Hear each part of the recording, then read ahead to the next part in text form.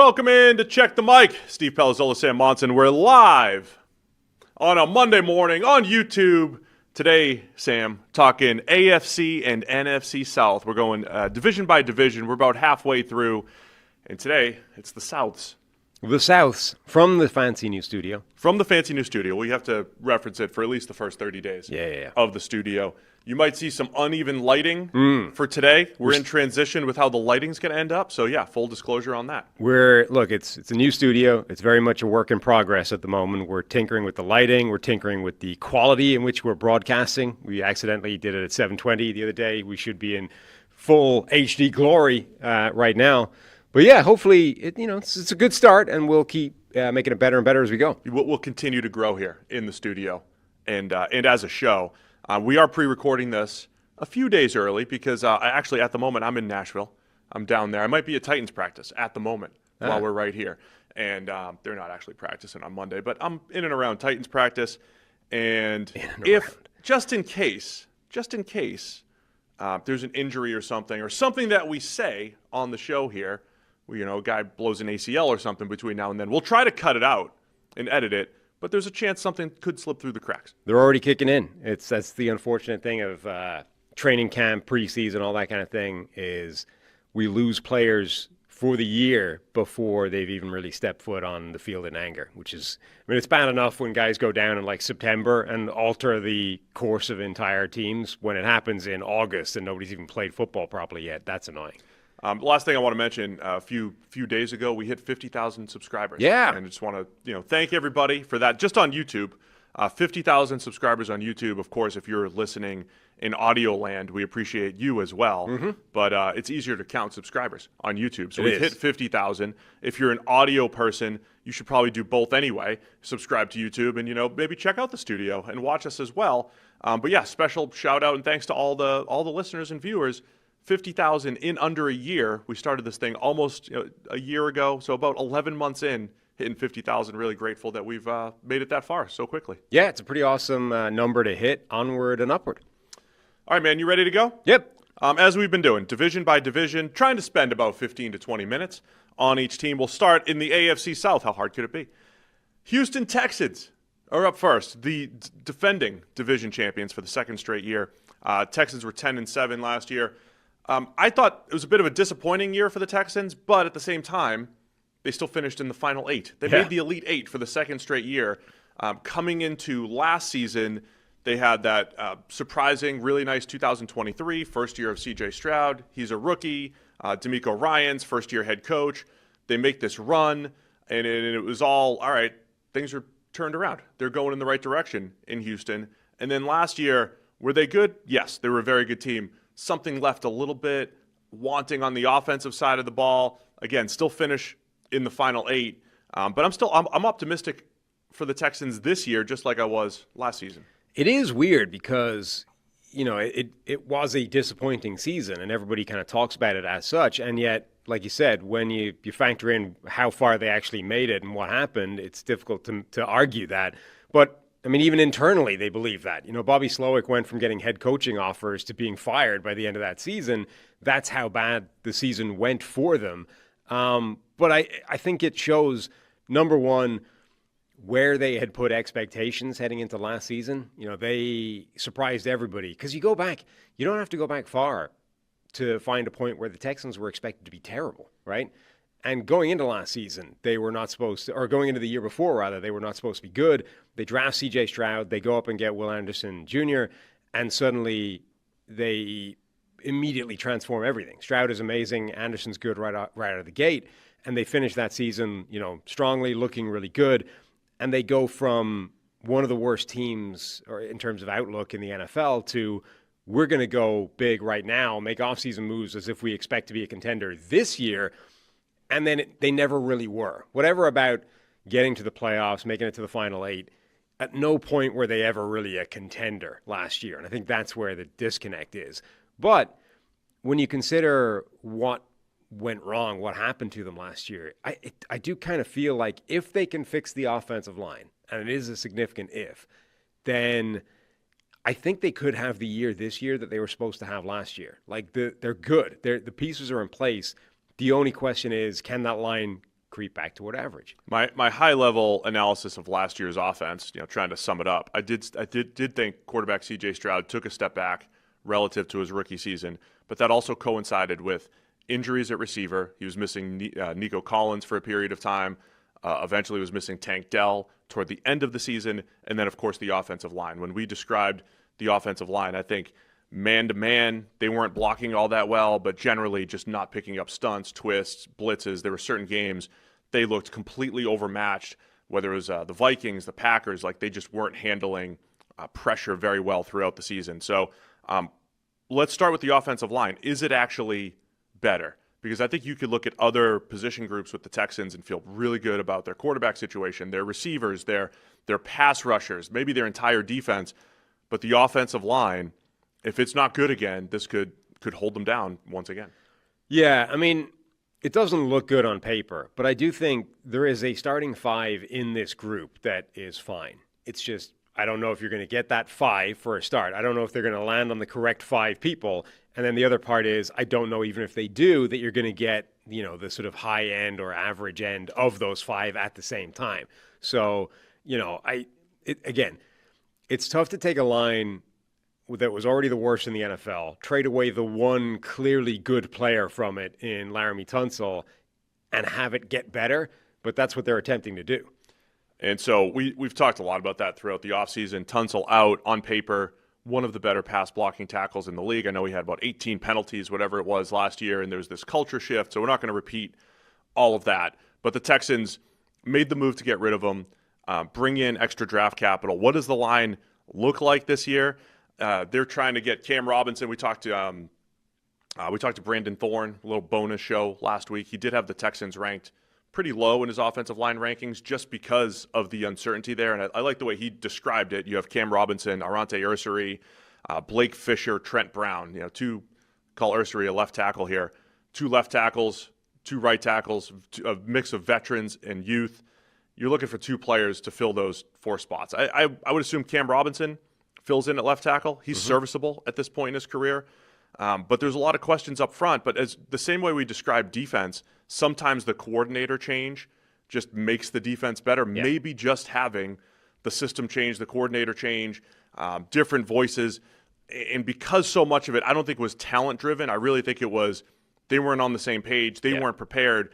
I think a lot of their issues will get better this year, and they have a chance to get in that creep back toward average world. Yeah, on the one hand, so much of the problem was just miscommunication, inability to deal with, stunts, exotic looks, blitz packages, all that kind of thing.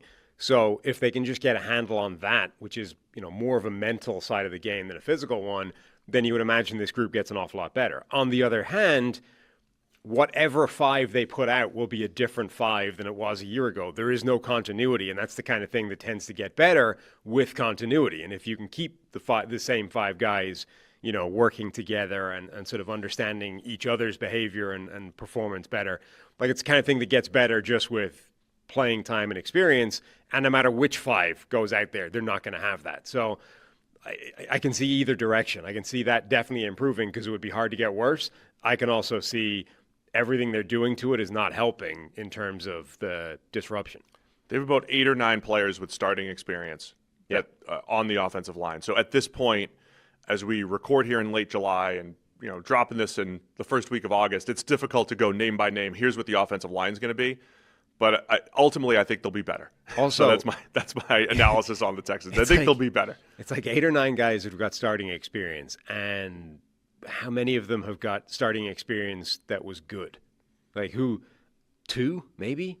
Trent Brown. Seasons? Yeah, Ed Ingram, not so much. Trent Brown at one point. Laken Tomlinson a while ago. Right. Titus Howard. Yes, but it's been uneven and probably not at the position he'll play. Right, it's been uneven depending on his position. And then Ursary as a second-round rookie doesn't have starting experience, but he's a second-rounder. I should have said starting experience, or they were a second-rounder as far as Blake Fisher and Arante Ursary. It's just, again, it's unusual. Their whole approach to the offensive line is strange. It's unorthodox. You don't tend to find a group where there is this much starting experience, but almost none of it is like plus level play. Like you find teams who, they get a ton of experienced guys who maybe at one point in time were all very good players, and it's just not now, right? You see that before. You don't tend to see a bunch of guys where it's like, we're going to covet experience of below average play. That's the thing. What we want really is a collection of as many people as possible who at most points in their career have played average to below average football. And that's the way forward. Well, they're throwing a lot of bodies at it. So I think there's a lot of strengths on this Houston team. I think the O-line is the biggest question mark. I'd say defensive tackle. We'll talk defense in a minute here. But the receiving group could be special. I think they could be special because Nico Collins, I'll let you rave about him in a second here.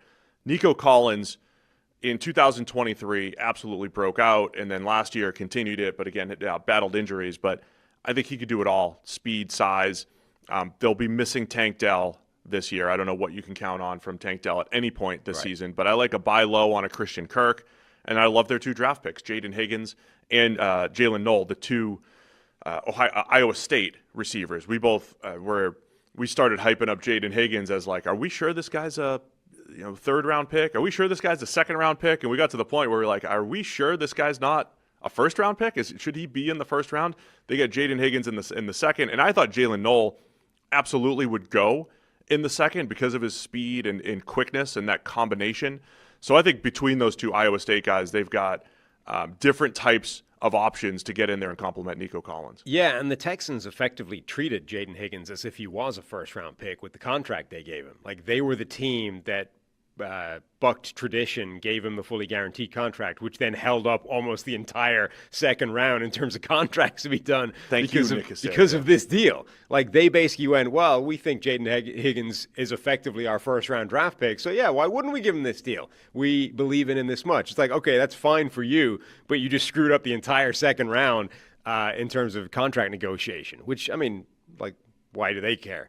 But it is interesting, like that I think is some indication of what they think of Jaden Higgins. And I'm not ready yet to sort of say this group could be special. I mean, sure, it's theoretically within the range of outcomes, but anytime 2 of the top 3 theoretically are rookies, you have to at least say, I mean, we don't know yet what we're going to get from those guys. But I agree with you. Like, we loved both of those guys coming out.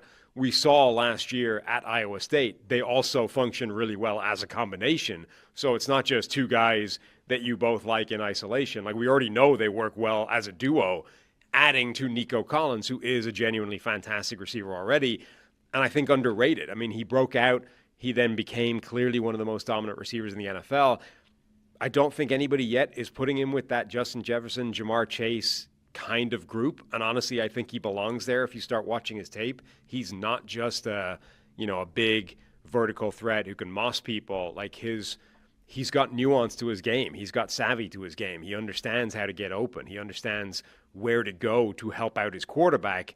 I think he's up there in that genuine top echelon of receivers.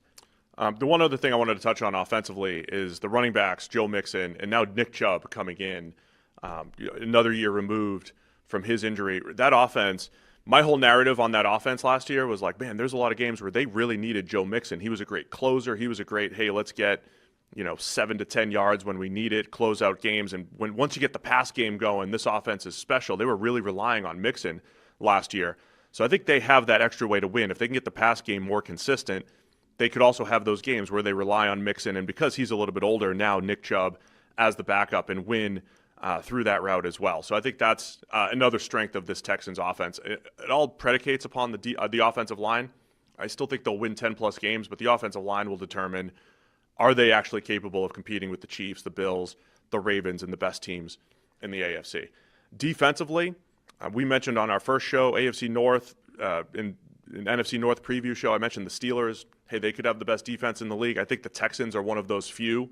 If you were predicting, give me 5 options, who could have the best defense in the league? Texans have to be in that mix because they can rush the passer and they can cover. They've got some ball hawks in the secondary. Will Anderson, Danielle Hunter rushing the passer. Derek Stingley Jr.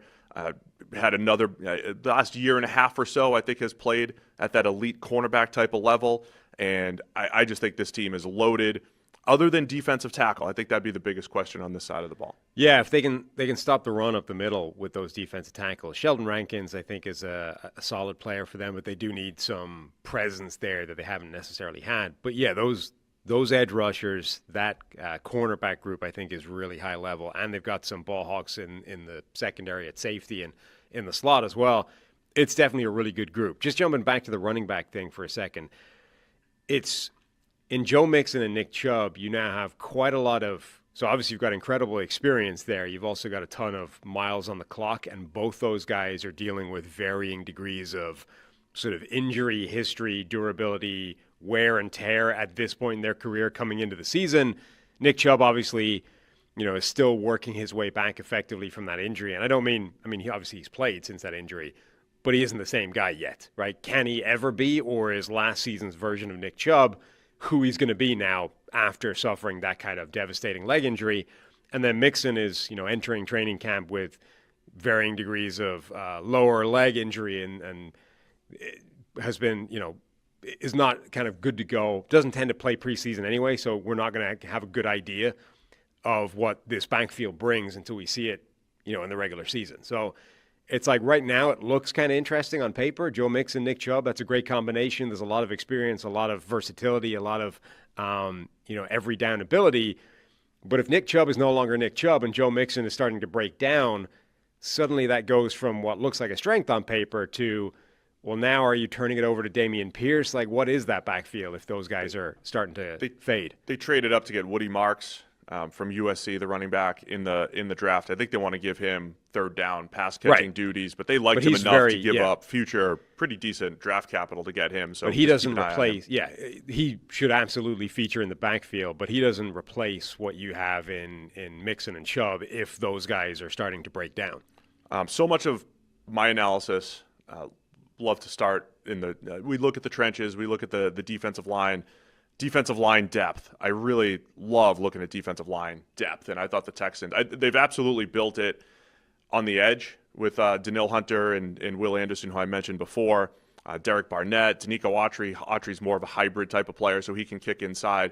I just love the flexibility that they have there and the depth that they've built there. Again, it's more of a mishmash of defensive tackles. Can they get good play there? I would keep an eye on early season, whether it's waiver wire, whether it's trades.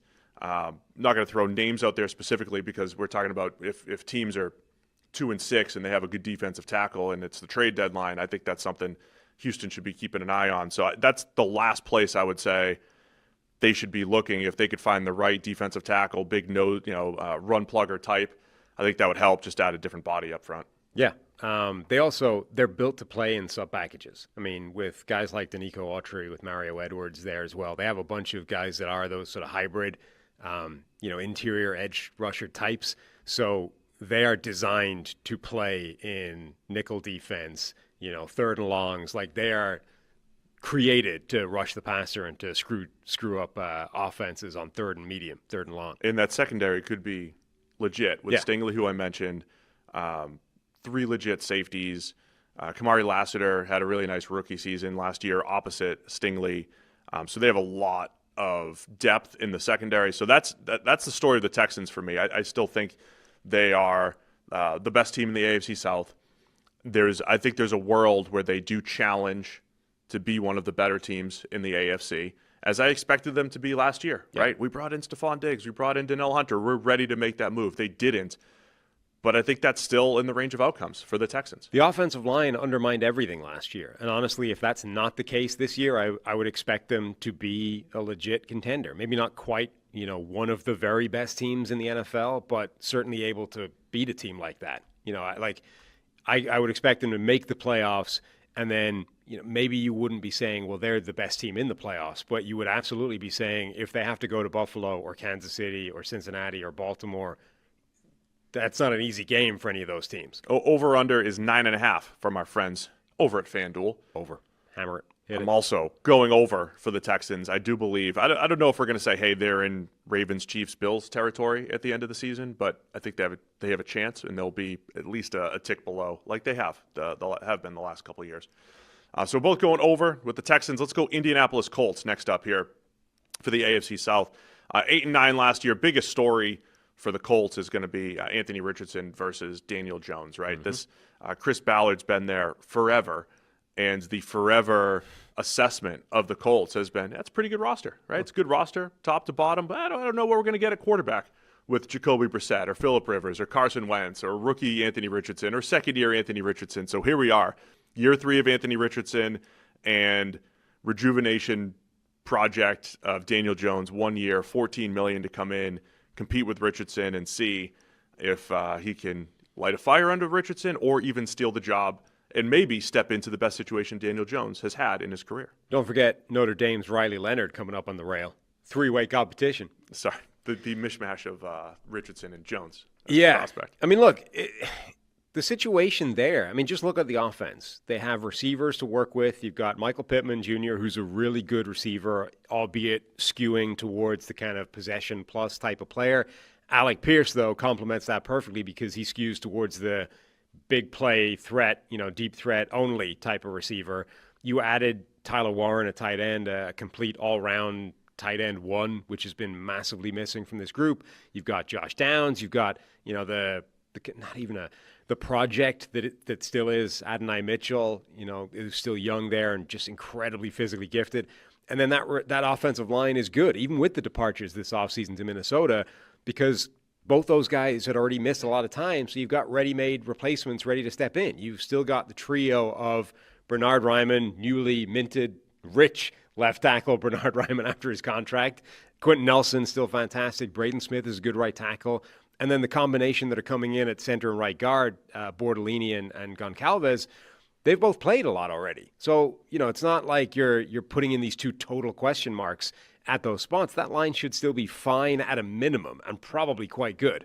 And then in the backfield, you've still got Jonathan Taylor. So there's so much talent on offense that it's really a case of, like, if Anthony Richardson can't make this work, or if he just can't stay healthy and, plays his way to the training room, we're just tossing the keys to Daniel Jones. Like, for the first time, they're just giving themselves a legitimate alternative, which is, okay, look, we have not been able to rely on Anthony Richardson yet.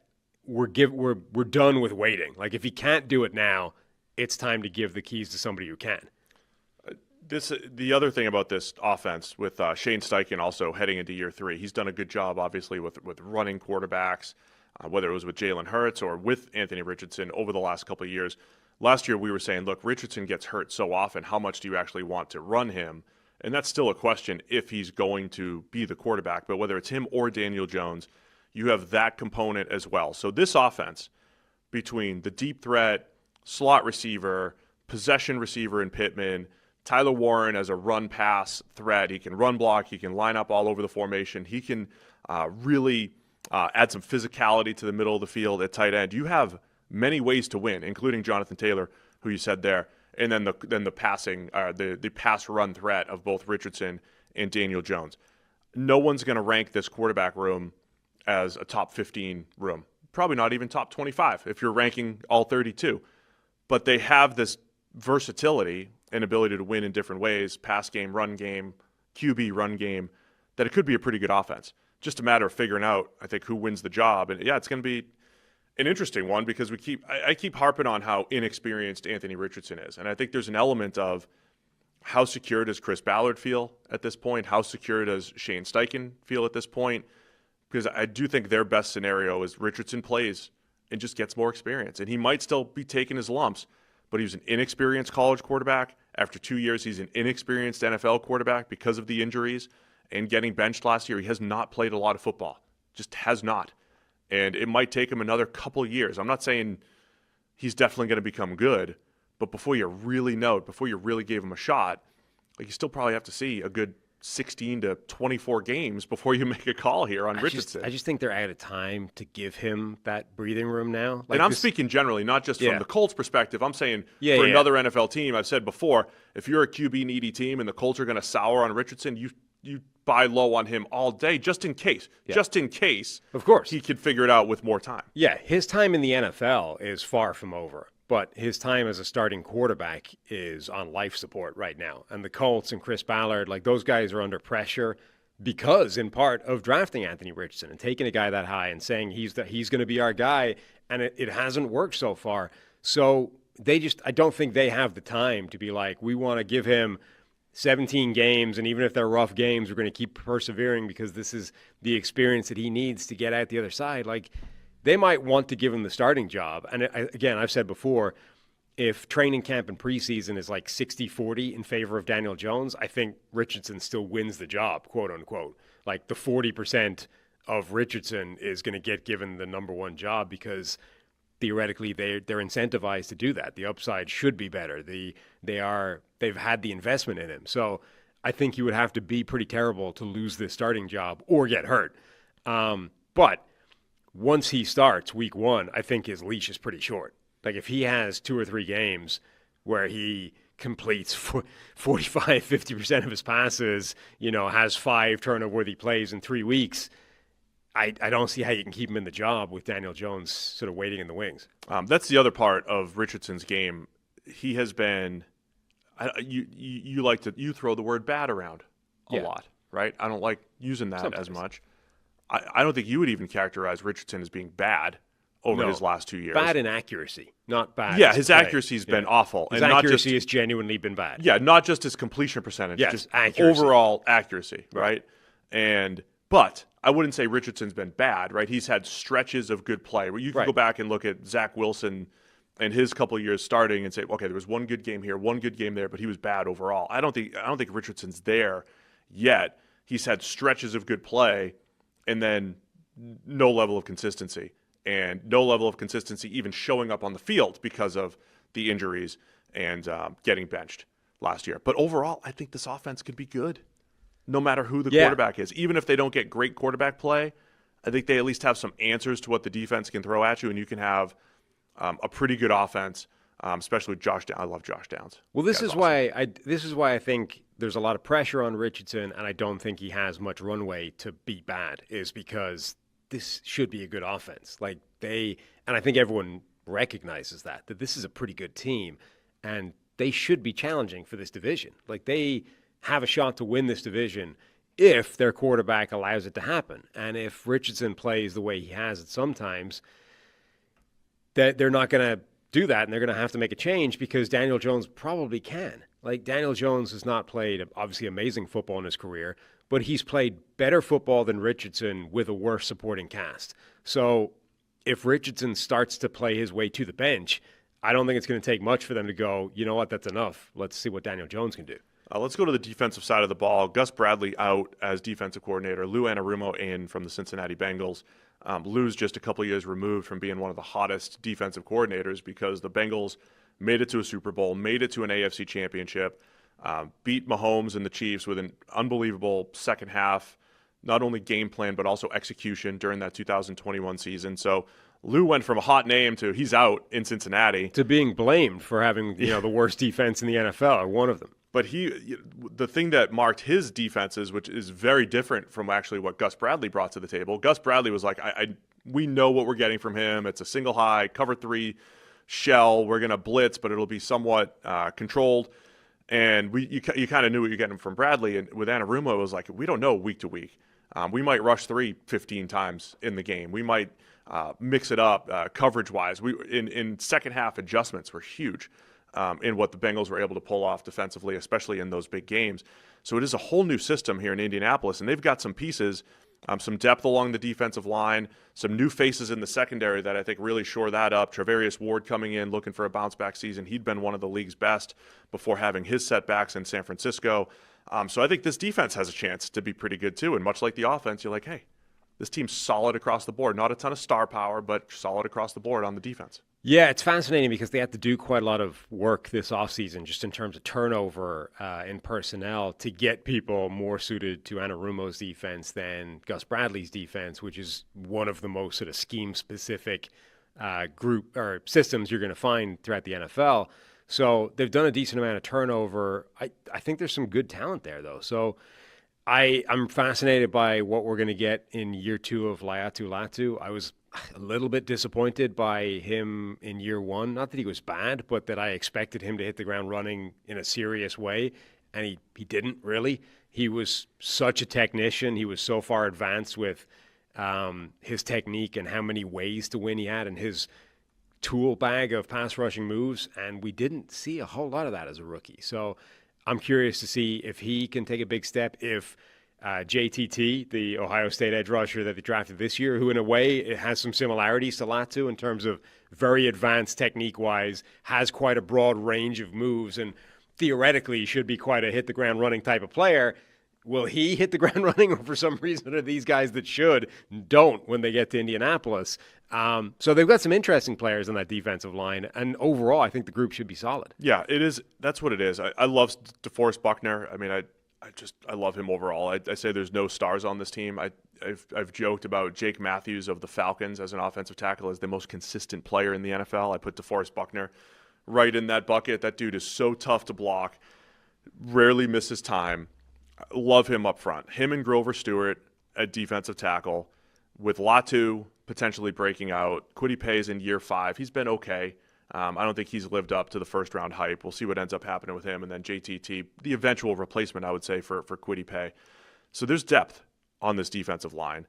And then again, in the secondary, Travarius Ward, Jalen Jones, probably the top 2 corners there, with some other competition, most likely for Jones if there is any. Kenny Moore, one of the best nickels in the entire league.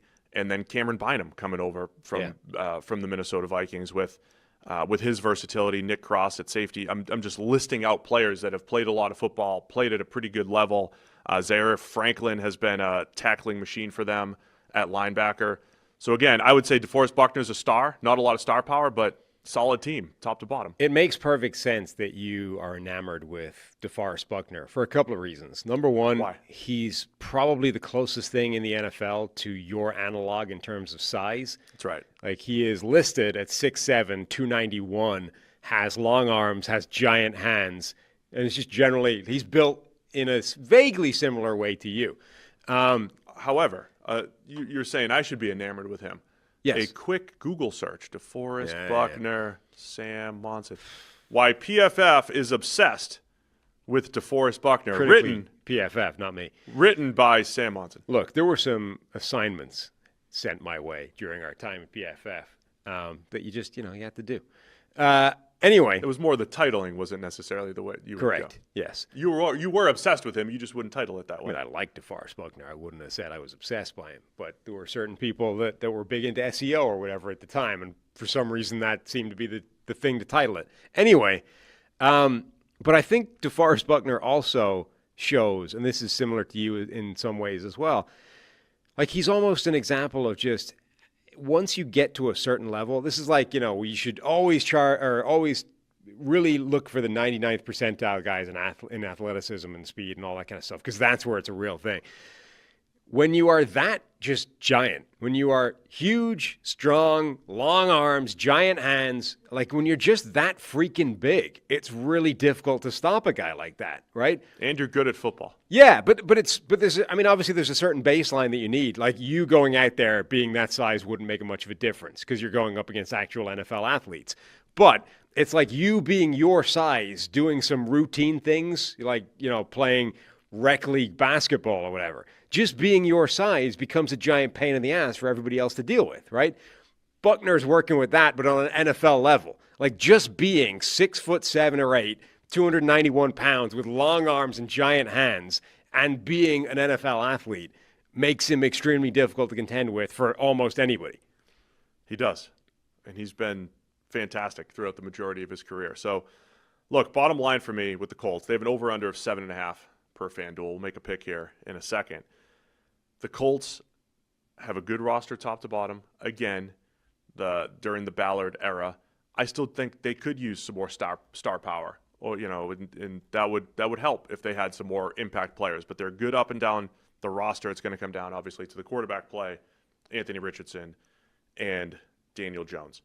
I could see this going either way. I could see the Colts almost being sellers at some point if this doesn't hit, because you're still working with a lesser quarterback room right now relative to the rest of the league. Or I could see them doing what they did 2 years ago when Gardner Minshew took over for Anthony Richardson and they were knocking on the door of the playoffs at the end of the season. I think that's the more likely outcome. Yeah.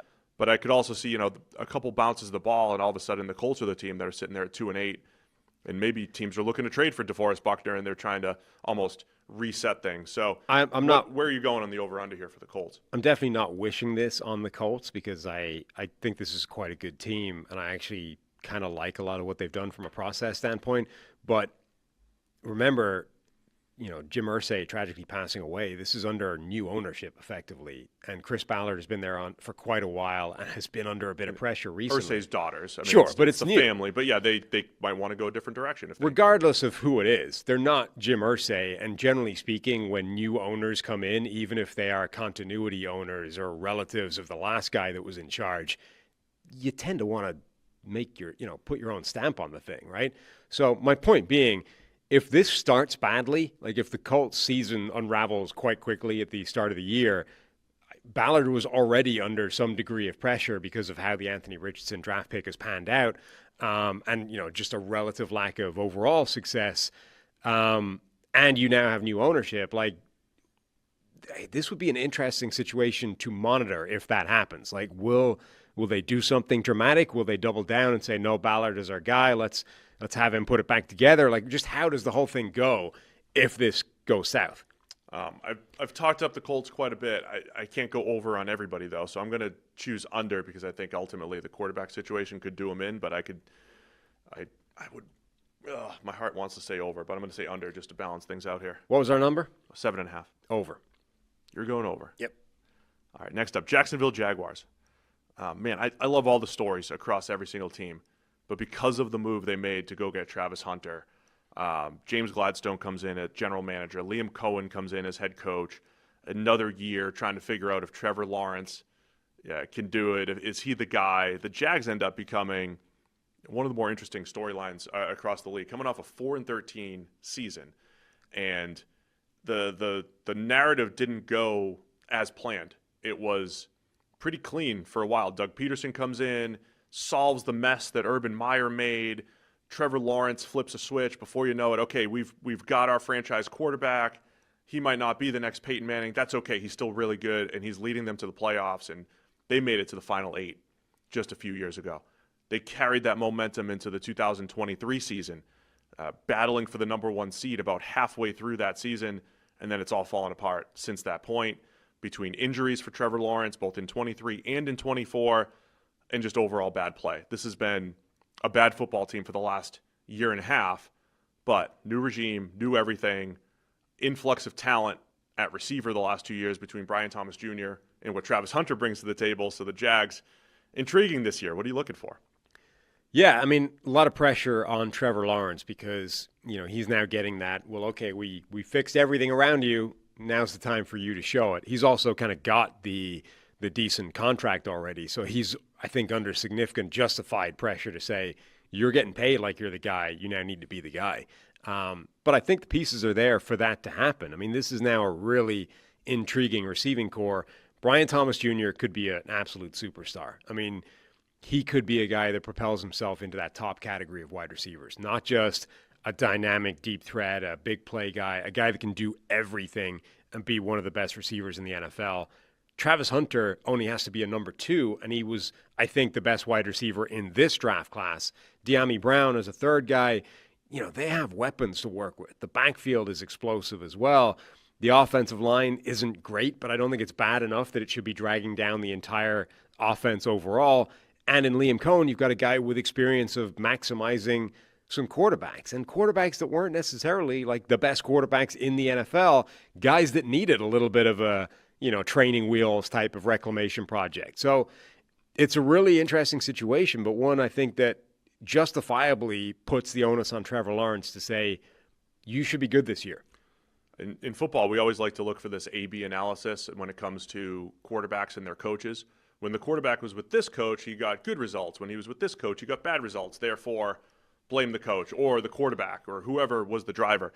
Liam Cohen, I believe at this point, has elevated every quarterback. The Baker Mayfield thing is tricky because he's had a million different coordinators, right, and he was good under both Dave Canales in 2023 and Liam Cohen last year. And they both of his last 2 coordinators, Baker, got head coaching jobs. But I don't think Baker Mayfield's some head coach maker, right? That's not his history. But we've seen Liam Cohen get the best year out of Will Levis in Kentucky. He has his roots in Sean McVay's system, and last year was Baker's best statistical season. So Liam Cohen's got a pretty good track record of elevating quarterbacks, getting good results there, and you got to do it with Trevor Lawrence now. That's the other fascinating thing, though, is that not only has Liam Cohen kind of gotten the best out of, a variety of different quarterbacks, he's also gotten the best out of what I would say are all kind of mercurial quarterbacks. They're all inconsistent, volatile guys that have been big swings up or down type of quarterbacks, right? Like he's gotten by far the best version of Will Levis, who then came to the NFL and couldn't do any of that stuff. Baker Mayfield has had disastrous seasons. He's had pretty fantastic seasons. He's gotten the best out of him.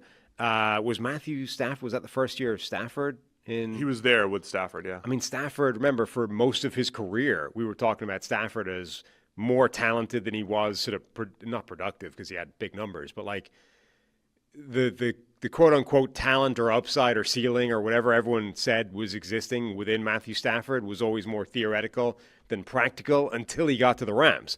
And then suddenly everything came into place, and he was the guy that took them to a new level and was better than Jared Goff. But so he's gotten the best out of not just all of the quarterbacks, but all of these quarterbacks were all sort of high variance, volatile guys who had been seen as having these kind of critical flaws that were holding them back.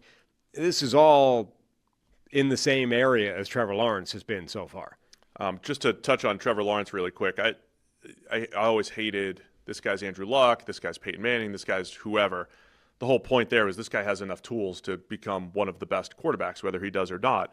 But I did, when he came out, thought, hey, if he had a similar career to Andrew Luck, I wouldn't be all that surprised. And if you're using PFF grades to look at Andrew Luck, he was like a high 70s PFF graded quarterback for a while with some high-end plays, but some volatility to his game. I think there was a lot of pressure on Luck the way the scheme was set up for him. So maybe the grades never really did him justice, and he was better than that. But Trevor Lawrence, since his rough rookie season, which rookies have, he's been a high 70s PFF graded quarterback. And if his career was going to coincide with Luck, it was right around year 5 or 6. Luck had a bad injury-riddled 2015 season. It was awful. He played actually his worst football. And then it was 2016 at year 5. That was his big year. He's 90-plus over his next 2 full seasons, which included an injury in the middle of that. We always look for patterns, right? I'm not predicting that exactly. But I think Lawrence has that in him. I think he has the high-end play in him. He's got to cut down on his inconsistency, both game to game, throw for throw. Sometimes he's got the late game magic. Sometimes he's making boneheaded decisions. But I think Lawrence has the ability, with the system of Liam Cohen's system coming in, and the 1-2 punch of Brian Thomas Jr. and Travis Hunter, to now have his best season. He absolutely does. So those are the two potential things. And that comp to Luck is interesting. But number one, Luck eventually did put it all together and became the sort of the elite version of the quarterback that he was always supposed to be.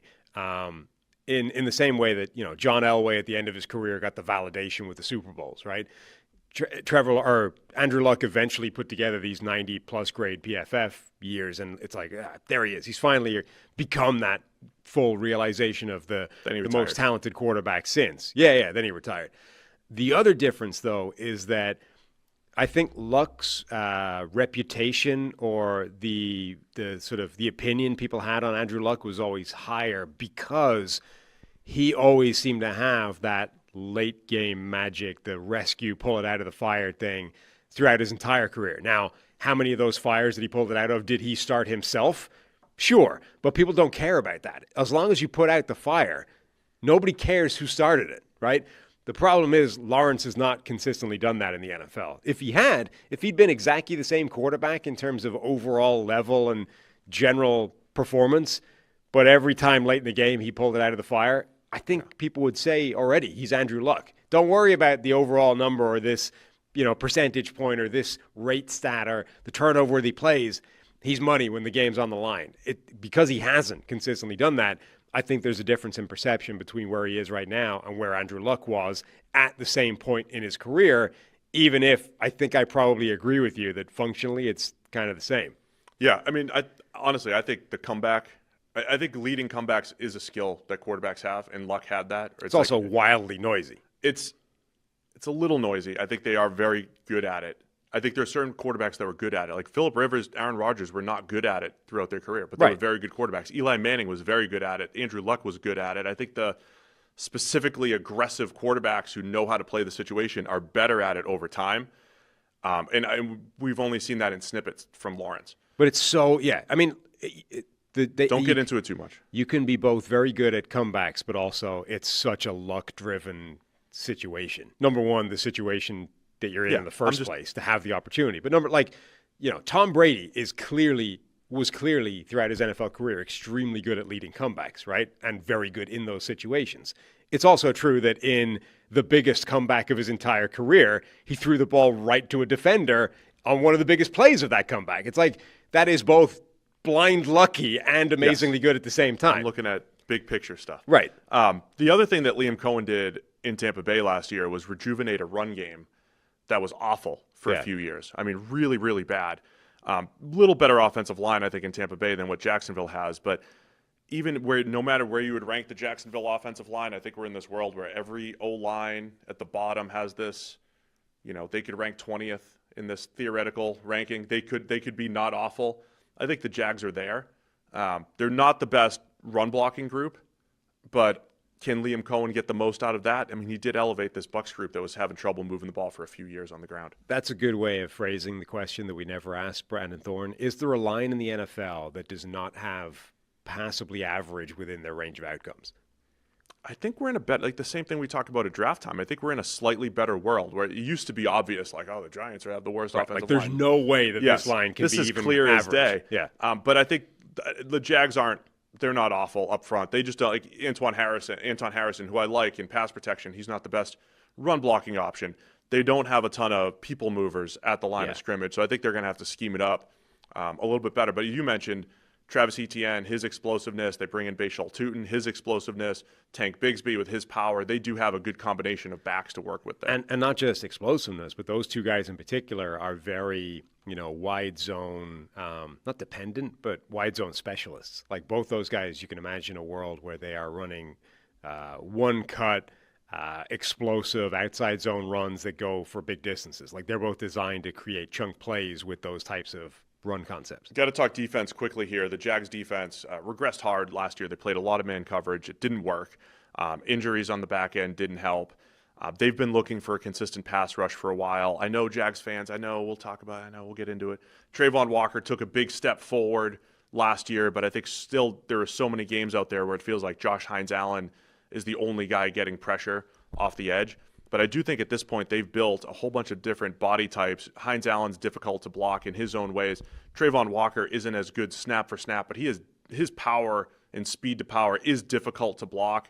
And if he takes another step forward in year 4 as a developmental prospect, you have the length of Eric Armstead in there as a guy that you can move around. I think this defensive line has a chance to cause some problems. And again, just the new scheme with similar players might just work wonders for the Jags this year. Yeah, new scheme, and maybe not this year, but they, I think, probably have a firmer direction now. Whereas before it was like, let's just chase freaky athletes and hope that becomes a plan in and of itself, that those guys become really good as a group.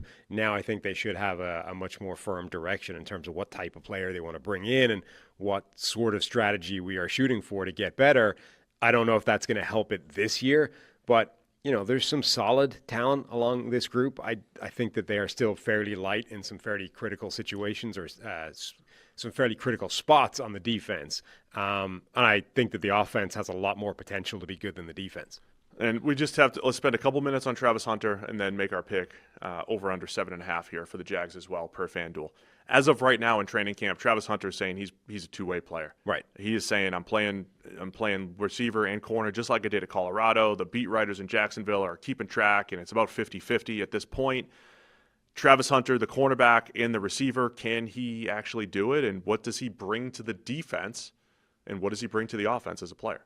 It's going to be such an interesting thing to watch. Number one, can he do it? Number two, what are the challenges in doing that at the NFL level that are not necessarily there at the college level? Like, we talked a lot about kind of some of the benefits or some of the advantages he has at the NFL level relative to college. Like, he doesn't have to be a student anymore, right? He can actually be a full-time football player, which theoretically is a bunch of time he didn't have to dedicate to both sides of the ball in college. So you can look at it and say, in one way, it's going to be a lot easier to try and be a two-way player at the NFL level. The flip side of that is, I think NFL schemes, coaches, teams are light years better than college teams in terms of being able to actually attack a weakness, right? Like they will have a much better idea of, okay, if they're actually trying to do this, what is the single thing we can do without screwing up anything else to really ruin Travis Hunter throughout a game, right? How can we just run him deep multiple times, take him out of the game, have him incredibly tired so that whether or not he goes back on offense or not, like we're just maximizing his misery during the course of a game without having to screw up different plays. Like the backside of any concept is going to be a go route on Travis Hunter. I mean, the other aspect of this, if you hear the 33rd team's own Rondé Barber at various points has talked about Travis Hunter, the corner, who he was like, doesn't have the best technique in the world. The guy's just so good instinctually and just playing football. Yeah.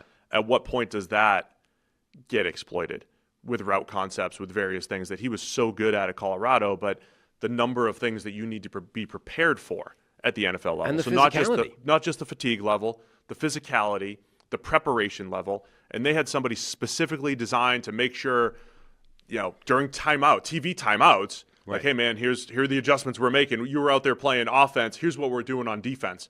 In 2 minutes. It is. And there's so many challenges. Like unique challenges. Yeah. I urge everybody, fans, to enjoy this though. Right? Last year, because fan bases want their guy to win a Heisman, it's like, the guy's only. Who cares if he plays 1,400 snaps?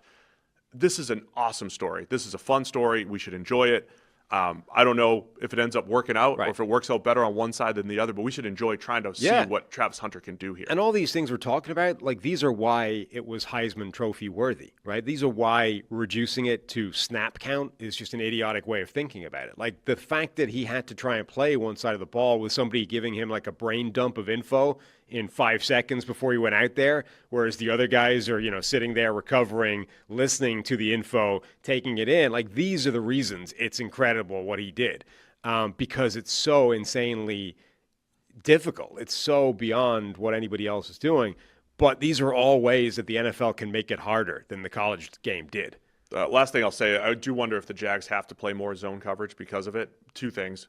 Travis Hunter's awesome with his eyes on the quarterback, making plays on the ball. That's where his ball skills show up. And if that's just easier on his body than running around playing man. Over under 7.5 here for the Jags. Where are you going with that?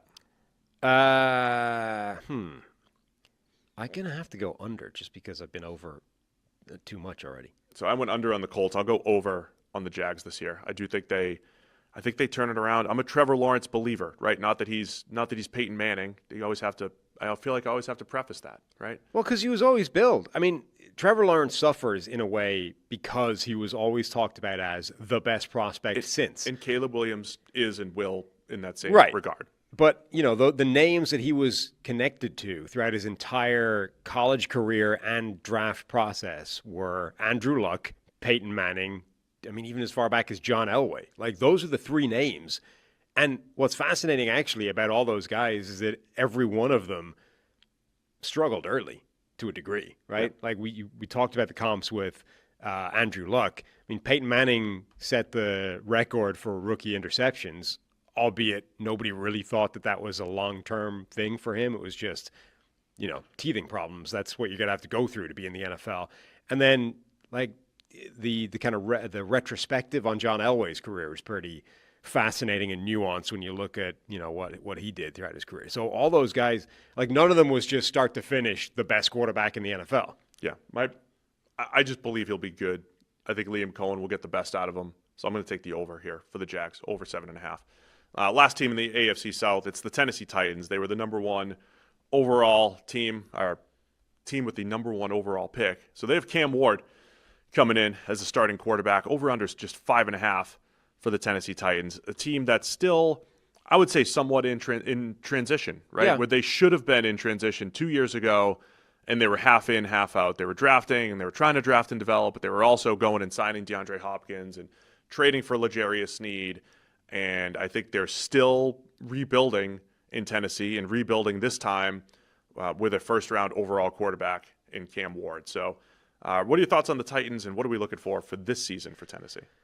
So I think that they are far enough away that, they have too many flaws still to be amazing this year. But I do think that this team could surprise a lot of people and be pretty good quite quickly. Like, again, it all hinges on if Cam Ward hits the ground running. But in the last couple of years, we have had a team that have drafted a quarterback that were not supposed to be good, and that quarterback has immediately made the difference and taken that team to somewhere they probably didn't belong.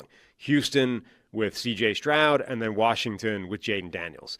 If Cam Ward can be that guy, as effectively what most people thought was the only quarterback really in this draft. He was by far and away QB1, and then there was a gap to either Shedeur Sanders or Jackson Dart. But, the NFL, analysts, fans, most people had Cam Ward as not just QB1, but by far and away QB1. If he is that guy, this offensive line could be fine, average. I don't think it can be special necessarily or even particularly good, but I think it can be fine.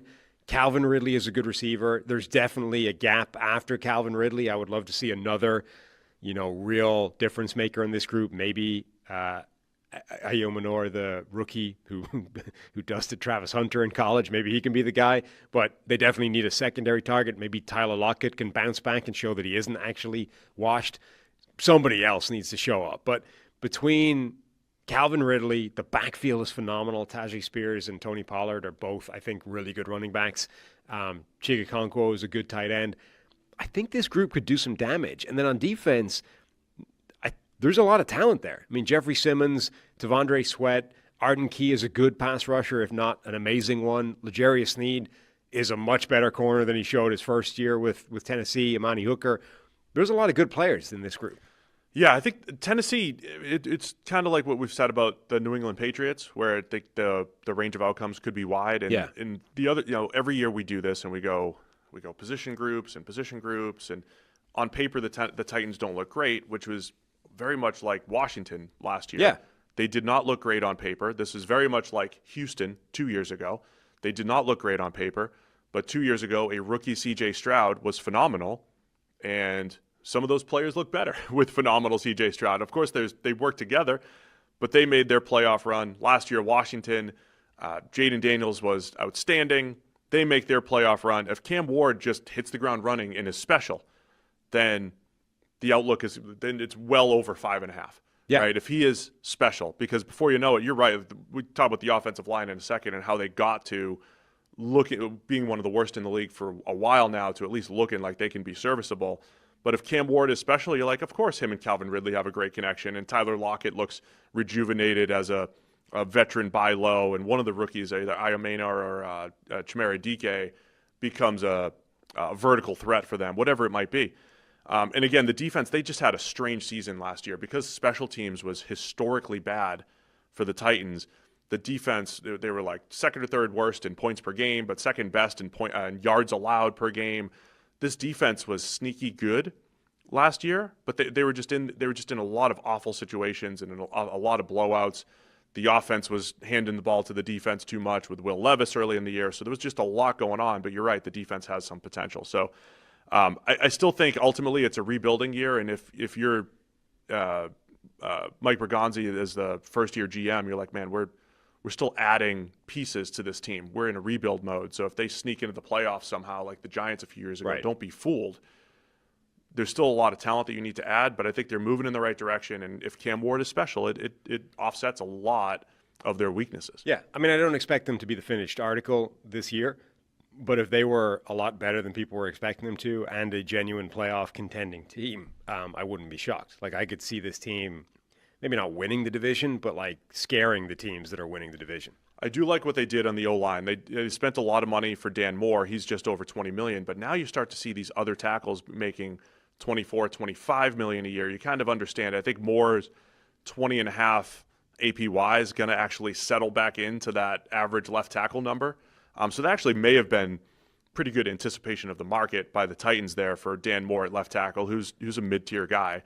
But that moves J.C. Latham to the right side, where he should be better and was reasonable as a rookie.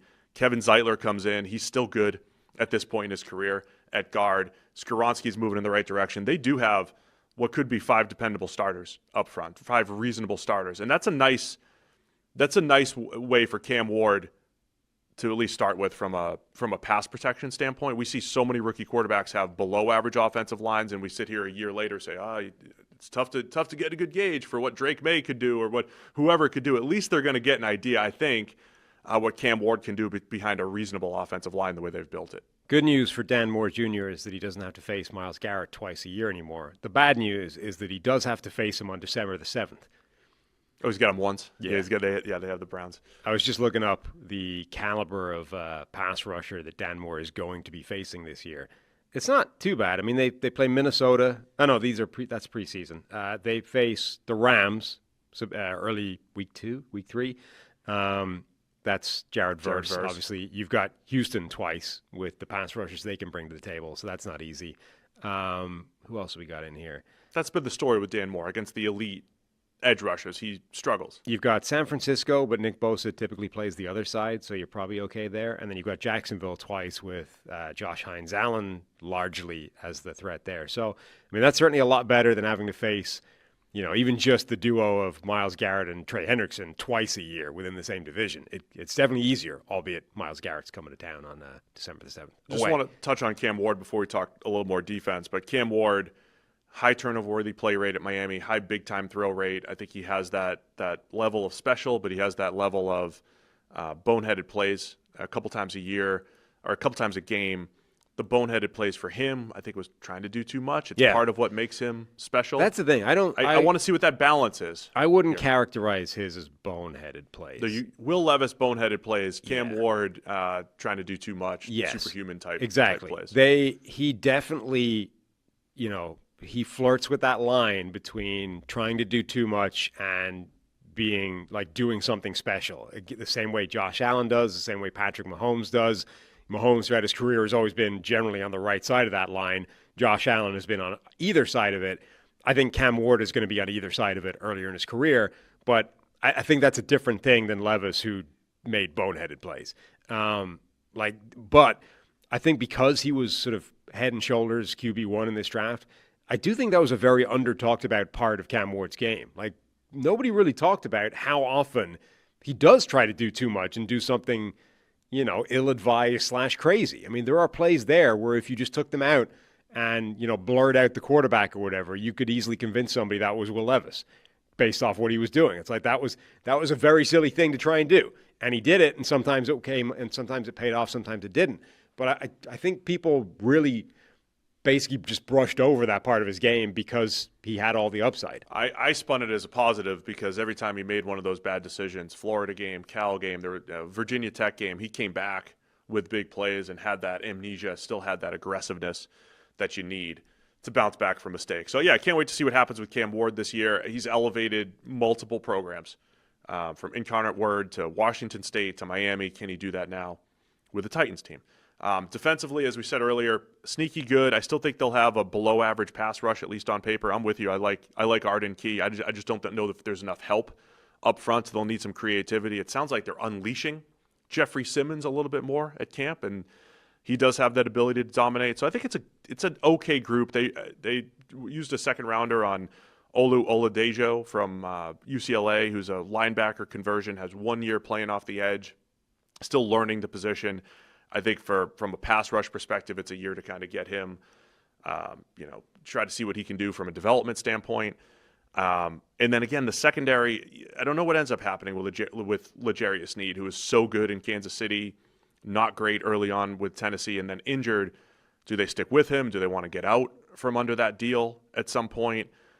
Because if he's out there and good, it does, I think, have a force multiplier effect on that secondary, and maybe they're sneaky good defensively if they get good play out of Sneed if they stick with him. Yeah. Again, I think there's the talent on that defense should be better than it was last year. I think that group could be pretty good as well. So I think they'll be competitive, but there's a reason why over-unders 5.5 here for the Titans. Yeah, I mean, it feels very low, but on the other hand, you can kind of see the logic if you say, well, Minnesota's over-under was 7.5 in a much better situation for the quarterback, right? Similar idea in that we don't really know what we're going to get from the quarterback, the most important position, but you feel better about Minnesota's situation in basically every area. Better receivers, better offensive line, probably better coach, better defense. That probably adds up to 2 wins. So, I mean, it seems fair, but you do look at that very low number and like it really wouldn't take much. I think if you're a Titans fan, I would want to see what you have with the rookies beyond Cam Ward. You've got the 2 receivers that I mentioned earlier, Oladejo, Kevin Winston Jr. Liked him as a safety prospect coming out of Penn State. He was injured all of last year. I think he was a guy that would have been a fringe first rounder that they got much later. See what you have from the youth movement in the rebuild, and like I said earlier, 2 straight years of teams that were picking second. Yeah. Texans and then Commanders picking second. And they were picking second because when you looked at the depth chart, you were like, yeah, this looks like a team that's a top 5 overall picking team. And before you know it, the quarterback was out of his mind good and they were making playoff runs. See what happens with Cam Ward. It's really, I mean, that line is basically a referendum on Cam Ward. If Cam Ward is better than the average, starting rookie quarterback, they're better than that win total. If he isn't, then that's where you get that win total from. All right, man. Are you going to go over or under this win total of 5.5 for the Tennessee Titans, all per our friends at FanDuel? I'm going to go over because I think he will probably be better than that average level starting rookie quarterback, at which point they win more games than that. I'm going to go under for the Titans. I still think they're in rebuild mode, a tick behind where they want to be in a bunch of position groups. And I don't know. I think Cam Ward will be good. I'm not sure he'll be carry the team special right off the bat here. All right, let's talk NFC South. We're going to start with the Atlanta Falcons, the most fascinating draft night team we've seen of our lifetime, perhaps. Year 1 of Michael Penix Jr. as the starter. We have the 2 edge rushers that they got in the first round this year, and Jalen Walker and James Pierce Jr. They were 8-9 last year, on the cusp of the playoffs. In a weak NFC South, we're going on year 4 here of looking up and down the NFC South saying it's not a great division. So if any team can make a run, it's kind of wide open. I would say the Bucs are the clear favorites in this division, given their track record winning the division the last few years and just where their talent level is. But if Michael Penix Jr. plays the way he did in his few starts down the stretch, I think the Falcons are easily the top contender to dethrone the Bucs at the top of the division. That's the thing. Like, we saw precious little of Michael Penix Jr. last season because of just how little playing time he saw. But in that time, which is effectively, let's call it 3 full games worth of dropbacks, right? Like 115 dropbacks, 105 attempts. In that time, he had 10 big-time throws. That's insane. That is a big-time throw rate, according to PFF, of 9%, which is higher than anybody else in the NFL other than Joe Milton, who did it in the final week of the season against basically backups. And that includes a Week 18 game with the playoffs theoretically on the line. They needed the Bucs to lose, and they needed to win against this Panthers team, and he's over there making those plays. That includes a game-tying thread-the-needle throw to Kyle Pitts on Sunday Night Football against the Commanders with their season on the line. I mean, there was also this pressure situation where Penix was making these throws. And by the way, he missed some easy ones too. I think his few starts were marred by some special and just some bad misses, but he kept bouncing back from those and putting his team in position to win. Yeah, so 10 big-time throws, but only two turnover-worthy plays and an average depth of target of 10.5 yards, which is pretty aggressive deep down the field. Double what Kirk Cousins was doing. Exactly, yeah. But the point is, a lot of times, sometimes when you see these quarterbacks and they have a sky-high big-time throw rate, it's offset by a ton of turnover-worthy plays as well. Like, they're just hyper-aggressive, They are making big plays. They have that high average depth of target deep down the field. They're just shooting for the fences, and sometimes you have a bunch of bad plays in there as well. Penix did not make many big mistakes in there. As you said, his negatives when they were there were just missing some routine, easier stuff. I also had a ton of drops in there as well, which didn't help. But basically, in a very small sample size, we saw an incredibly high potential and high ceiling for Michael Penix Jr. I am so excited by not just what he can be within the offense, but I'm almost more excited by seeing what the offense is with Michael Penix as the quarterback. Like, whatever we think about what Kirk Cousins is or was last season, clearly that offense had to change to accommodate the version of Kirk Cousins that was 2024. I want to see what Zach Robinson's offense looks like with no restrictions, right? You now have a quarterback that's got a big arm that can run. Like, people aren't talking about that other than Zach Robinson, like who can run a 4.4. And okay, he hasn't run much in his career, but it's there. What do you build with that guy as your quarterback? By the way, Zach was on our show earlier this offseason. If you are a Falcons fan, be sure to search that, listen to what your offensive coordinator had to say. He's our old friend from PFF days, was on our show many times. He was a part of former part of the show. But he mentioned Michael Penix Jr. running. I interpreted that as they're not running like power option, read option with him. I interpreted that as, hey, they can run a bootleg. Yeah. Right? Kirk Cousins was straight drop back pass for the majority of the season. You're never designing a quarterback run for Kirk Cousins. You can design some quarterback runs for Michael Penix. And I'm not saying he's never going to design a keeper for Michael Penix Jr. or at least have that option. But I think they're just movement passes and the ability. This offense, I think this year, 2025 Falcons, will be characterized by we can attack every blade of grass, every part of the field, whereas last year they couldn't. Yeah. It was a pure zone scheme from a run game perspective. There was no movement passes. You were not worried about Kirk Cousins throwing the ball outside the numbers. Now you have to be. So that's the one thing I think Penix brings to the table. And by the way, if Cousins was healthy last year, like if we got Cousins from 2 or 3 years ago, I think he would have had a lot of success with the pass catchers, the offensive line, Zach as a play caller. I think they would have had a pretty good offense. You just had a limited Cousins, arm injury, Achilles injury, and Penix opens up so much of the playbook that they didn't have last year. Yeah, I mean, there was a reason they paid him the kind of money they did. Theoretically, Kirk Cousins within that offense and situation was a good fit. It's just that he wasn't the version of Kirk Cousins he had been in the past. It's interesting when we were doing kind of early draft looks, and Trevor Sycamore was on the show when it was back at PFF, and he was telling me some players to watch, early during the college season before the draft. Michael Penix was one of the quarterbacks I was watching, and I only watched a couple of games of him before that show. But one of the things in my notes was like, he can run. I mean, he's athletic. There's some dynamism to his game, and this was before I kind of looked at his stats or production and realized that his college career had almost zero running whatsoever in terms of production, right? Like, it wasn't there because he didn't run. But I agree with Zach. Like, it's there. If you want to tap into that, and okay, I understand why you wouldn't in terms of multiple, season-ending knee injuries in his history. But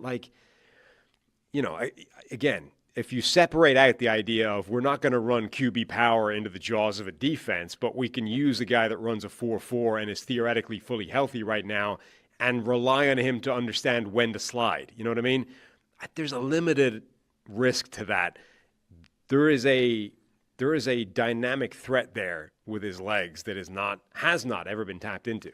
So I think Penix, with his big arm, I predicted a breakout season for Drake London last year. I think he was outstanding last year. I think there's even more for Drake London, his ability to win in the slot, on the outside. I think you started to see that a little bit with Penix down the stretch as well. So I love London as a number one. Darnell Mooney, assuming he's healthy, as a vertical threat. I think they leaned into that pretty well. The 1-2 punch at running back between Bijan Robinson. That's what he said his name is? Bijan? What? Bijan Robinson and Tyler Algier. Maybe the best 1-2 punch at running back. Maybe people want Bijan to have more carries, but I think Algier is a really nice compliment. And no matter how you balance that, they have a chance to have a really good run game. Still want to see a few more explosives from Bijan, who I think is unreal at just pure zone running, making guys miss, getting what's there, gliding, making it look smooth. Man, just break off a couple explosives there, and I'll feel even better about it. So I think the offense has all the ingredients to be really good again. And then the 17th year in a row of preseason / offseason Kyle Pitts optimism. Let's find the 7 ways we can talk ourselves into Kyle Pitts breaking out and having a dominant year this year. Not doing it this year. He'll just be a tight end. I'm curious to know if they actually have him on the roster, and if they decide, hey, we actually have to trade him to either get another tight end or trade him to get another defensive piece or something else that's missing. We'll see if the trade rumors are always there with Kyle Pitts because there's another team saying, we'll do it. We'll get the most out of him. But we're now on second coaching staff trying to get the most out of Kyle Pitts. So we'll see. I wonder if Michael Penix Jr. would have a better connection and would relate to Kyle Pitts better than Kirk Cousins. Just personality-wise, it feels like that might be a better synergy. Do you think that's it? You think Desmond Ridder and Kirk Cousins just didn't have that? Every year, I'm going to find a way of talking myself into. Every time I watch Kyle Pitts tape, I come away wondering why he isn't the best tight end in the NFL. So as long as that's the case, I'm going to keep talking myself into reasons that can happen this year. Michael Penix is more aligned in his preferred handshake than Kirk Cousins. Damn right. Defensively, somebody find a clip of them having their own personal handshake. There's got to be one. If that exists, it's immediately he's going to have more yardage than he did with Cousins at quarterback. You said for the 10th straight year, we'll figure out, hey, well, is Kyle Pitts going to break out? Well, also for the 10th straight year, we're going to ask about the Falcons' pass rush. Do they have enough juice off the edge this year to rush the passer, to affect the quarterback with 4? Last year, the third worst team PFF pass rush grade, and that forced them to, use a little trickeration. Caden Ellis, who's kind of a hybrid edge/linebacker, who's become a pretty good linebacker in the league, using him on, sim pressures and really trying to scheme it up. They had a lot of injuries up front last year, but now the 2 first-round picks. Not only do they draft Michael Penix Jr. 2 years ago when no one was expecting them to draft a quarterback, never mind at 8 overall, they decide to get 2 of the top 4 or 5 edge rushers on everybody's draft board, Jalen Walker and James Pierce Jr.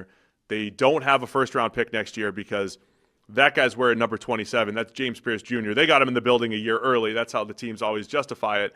So they're expecting a lot from a couple first-year players, Jalen Walker and James Pierce. Yeah, I'm just so excited to see what those two can do as rookies. Jalen Walker is such a fun player to watch. He was a true hybrid player at Georgia. I'm sure they'll use him much more as a conventional pass rushing, just edge defender in Atlanta.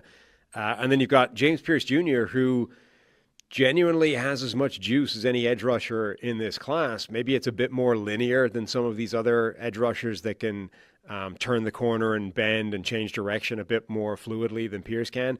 But he's got length, he's got burst, he's got the ability to get around the corner quickly. His big X factor or question as a draft prospect was attitude, want to, that type of stuff. So can they keep him on the straight and narrow? Can they keep him invested in wanting to be a really good player? And just how does it work with 2 rookies coming off either edge? And neither of those edge rushers is that big or long. It is just speed, burst, juice off the edge. That's what they do. I think Jalen Walker, one-on-one win-wise, was not as good as James Pierce Jr., but overall football player-wise probably was. And Walker literally played a hybrid role of linebacker and edge at Georgia, which you don't see very often. And as much as he doesn't have a ton of heft to him, he hits like a train. He's not a guy, he's a bit like, Nolan Smith in terms of he's massively undersized, but I'm not worried about him holding up on the edge because for some reason, despite that size, he just plays much stronger at the point. Walker's like that, where there were tight ends and running backs that were picking him up and are like, oh, I've got this. And they just got steamrolled or he just bounced right off them. In a preview of our game previews for this season, every time the Falcons go up against a mobile quarterback, I'm going to say, I wonder how they deploy Jalen Walker. Do they use him as a spy? He's really good at tracking down quarterbacks and taking away mobile quarterbacks who are big weapons around the league now, certainly more now than they were 10 years ago. So the pass rush, all eyes will be on that. Walker, Pierce, a returning Braylon Trice, a third-round pick from last year. Arnold Ebiketie, who I think has settled in as a pretty good rotational player. Leonard Floyd as a 10-year veteran or whatever he is at this point. So they have a lot of bodies there, but it's a lot of youth and guys that they're relying upon. So many young guys. It is, yeah. But it looks, on paper, that should be better than it was, depending on how quickly those guys find their footing. I don't know if the whole defensive front as a whole, if you would say that's strong relative to the rest of the league. It's another area where it's a whole lot of bodies, so I want to see how they hold up in the run game as well. 6 or 7 of those defensive linemen, if we're throwing sort of outside linebackers, quote unquote, into that bucket, 6 or 7 of those guys are in their first 2 years. This is a crazy young group. Yeah, it really is. So youth movement up front. Secondary was, they had their moments last year. Jesse Bates made a ton of plays at safety. They bring in Xavier Watts as a rookie who looked like a plug-and-play type of safety coming out of Notre Dame. A.J. Terrell, Mike Hughes, Hughes was the question mark coming in last year. Who's going to be the guy opposite A.J. Terrell? I think he held his own.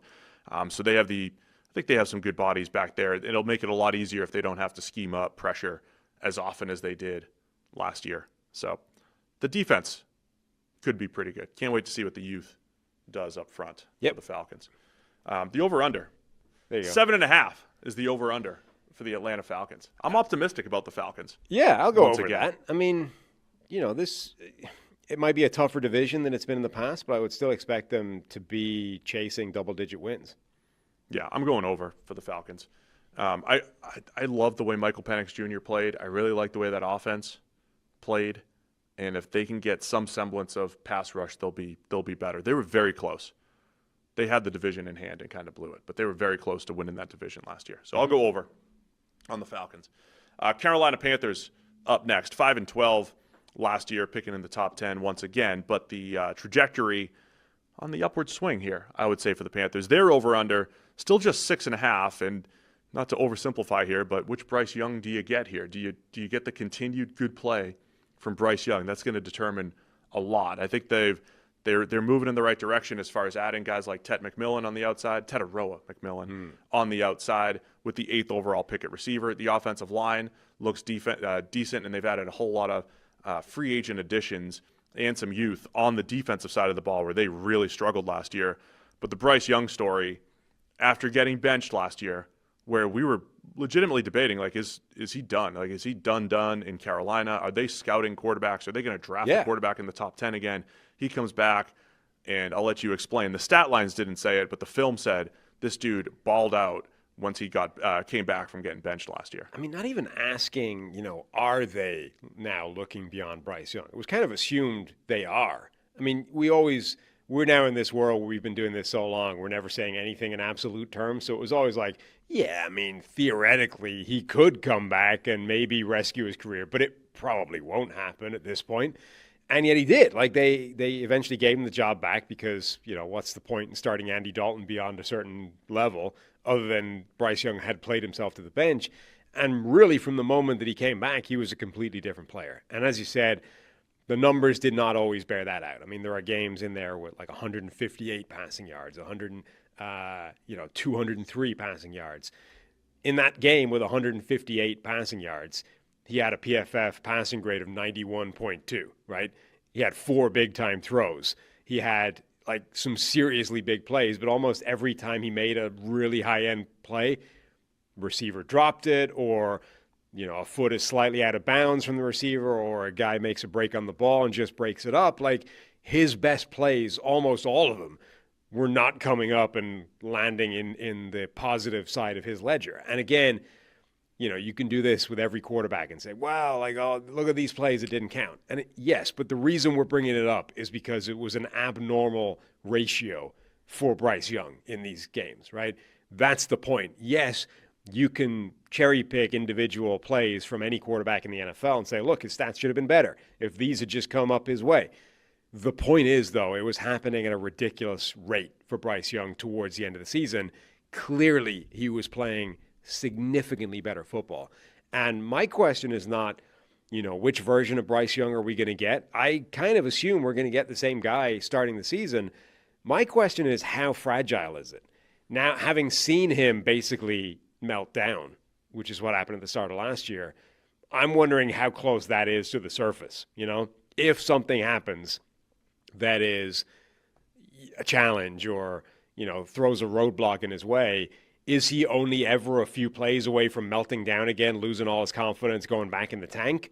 Or was that just a young quarterback that hadn't really found his way yet, and once he had, he's a different player?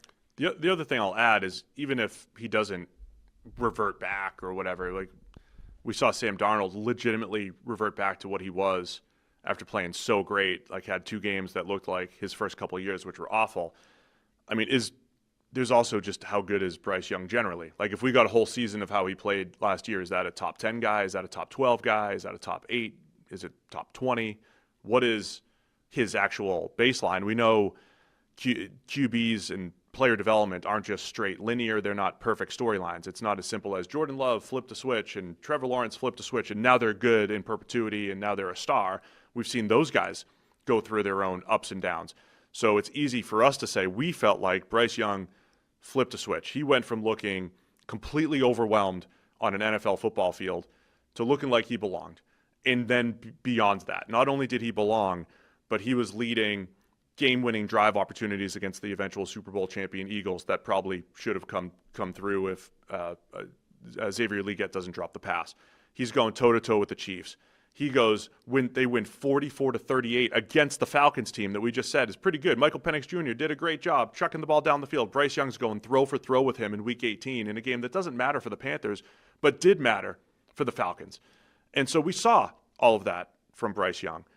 But like, what is that? What is his baseline of week to week? So I was most impressed with his natural playmaking started to come out, made some plays with his legs, made some plays inside the pocket, outside the pocket, a high percentage of big-time throws, whether they were caught or not. Now, if the playmakers are a little bit better, can this offense be that much better with Dave Canales? I mean, he almost beat the Eagles in December. That's what I'm saying. This Eagles team that stomped everybody towards their Super Bowl run. Like, Bryce Young almost knocked them over late in the year.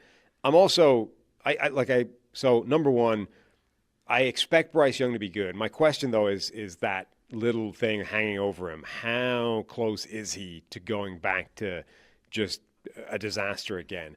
But then you have the work that Carolina have done to put a team around him. The offensive line, they already did that a year ago. That was one of the reasons we were high on him and the situation going into last year, because they'd rebuilt everything. The offensive line was good last year. Maybe it's lacking stars, but I think it's very solid across the board at all five positions, and that has some value to it. So particularly for a quarterback like Bryce Young, short. He needs a pocket. The dude needs a bigger pocket than other people do. I mean, that's a fact of life, right? Clearly, he answered the question last year of can you play at the NFL at a high level being 5'10"? The answer to that is yes. That doesn't mean you don't need a larger pocket than other people, as much as humanly possible. So I think it's an important thing for him to have a solid offensive line. The receiving core was supposed to be rebuilt a year ago. It hadn't really worked out. Xavier Legette was disappointing year one. They still lent so heavily on Adam Thielen. Now you add in Tetero McMillan to that group, whether he's wide receiver 1 in this draft class or 2 if you put Travis Hunter as 1. He's one of the most imposing receivers in this draft class. That buys Xavier Legette some time, maybe a different role to develop into what he can be at the NFL level. Maybe he becomes more of a DK Metcalf, more one-dimensional vertical threat type of player. But you have Adam Thielen there still. Jalen Coker was a surprise package last year. You add Jimmy Horn Jr. this year in the draft as well. I'm kind of excited by what he can do. Also, sneakily, Hunter Renfrow is back in the picture. I haven't been like an insurance salesman or whatever he was. Hunter Renfrow is like one of the most difficult to cover slot receiver, right running players in football. If you're adding like big possession type of receiver in Tetero McMillan, who's dangerous after the catch, Thielen is really good. Legette can be a big play vertical threat. Renfrow is your underneath route running savvy type of guy. This is a lot of skills we're adding to Bryce Young's ability to get the ball out. Jalen Coker with one of the better undrafted free agent seasons that we've seen last year. I mean, they got some bodies there. We'll see how good McMillan is, though. I think they're obviously counting on him a lot. I think he's in that uber possession type of range. He's got a big catch radius. I think he does everything well. Not everything great. I think he does everything well, gets open, good after the catch. I think he'll be he has the high volume target potential, I think, for Bryce Young. Also have Chuba Hubbard, who is a workhorse at running back, made a lot of big plays for them. Rico Dowdle comes in after his decent season with Dallas. They were just writing about how they loved Trevor Etienne, where they drafted him as a rookie running back. So I think they feel good about the running back room, the offensive line, pass catchers moving in the right direction, and Bryce Young, of course, turned the corner last year. Defensively, they gave up over 530 points on the other side of the ball. They had the lowest pass rush grade, team pass rush grade by PFF.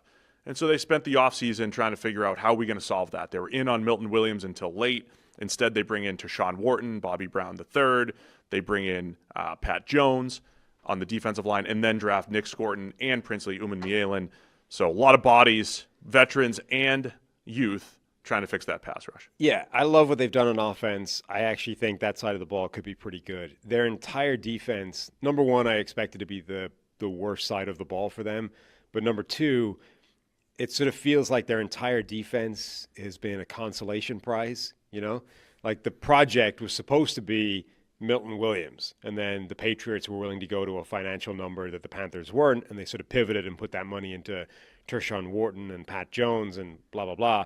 And then in the draft, everybody, I think, expected them to go with a pass rusher at the top of the draft, and instead they go with Tedero McMillan. And it's not that that the pass rushers later on were a consolation prize because they chose that, right? But it's like instead of a potential first-round top 10 pass rusher, we're going to come back and get a Nick Scorton and a Princely Umanmielen, and get lower down players than that.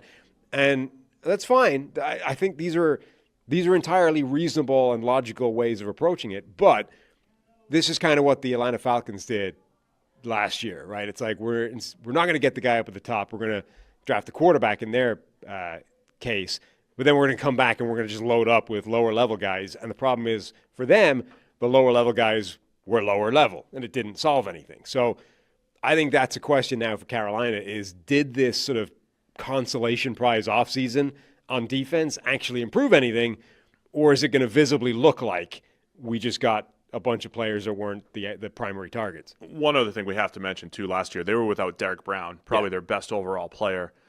Had been very durable, played over 1,000 snaps the previous season. He only played one game last year. Big body in the middle, extremely strong, moves the pocket as a pass rusher, pushes the pocket as a pass rusher, but also outstanding in the run game. So I think that's what you're up against. I think in the aggregate, they should be better. I just don't know I don't know that this turned a weakness into a strength just yet. But having Derek Brown back, that does help a lot of their issues up front. Overall, I think the front seven's probably on the weaker side, though, relative to the rest of the league. Linebacker as well. A lot of questions at that position. And then in the secondary, I thought they made a really nice, right before the season, move to bring in Mike Jackson as a buy low. He became a dependable corner for them opposite J.C. Horn. They just paid J.C. Horn a ton of money. I think that looks like a reasonable 1-2 punch, and they spent a lot of money on Trevon Merrick coming in as a free agent safety. So I think the secondary looks a little better. I think they've got some more versatility on the back end now than they did last year, just overall coverage ability. A lot of their defensive success, though, comes down to, like every team, how well can they rush the passer with four? How well did the two Utes, the two edge rushers there, Scorton and Umanmielen, if they hit the ground running, I think that changes the fortunes a lot for this defense. It does. And then I think J.C. Horn, now that they've got so much money committed to him, is a huge sort of variable there as well. I mean, he has been in the NFL for 4 years, has played 2,263 official snaps, according to PFF. Over 1,000 of them came last year. So in 4 years, basically half of his playing time came last season. I mean, they now need him to stay healthy because they've paid him like one of the best corners in the NFL. And we don't have a huge track record of that being the case in the NFL. So that's not without risk, that contract they handed out. Look, I love the direction they've gone on offense. I think the defense is still very much a work in progress.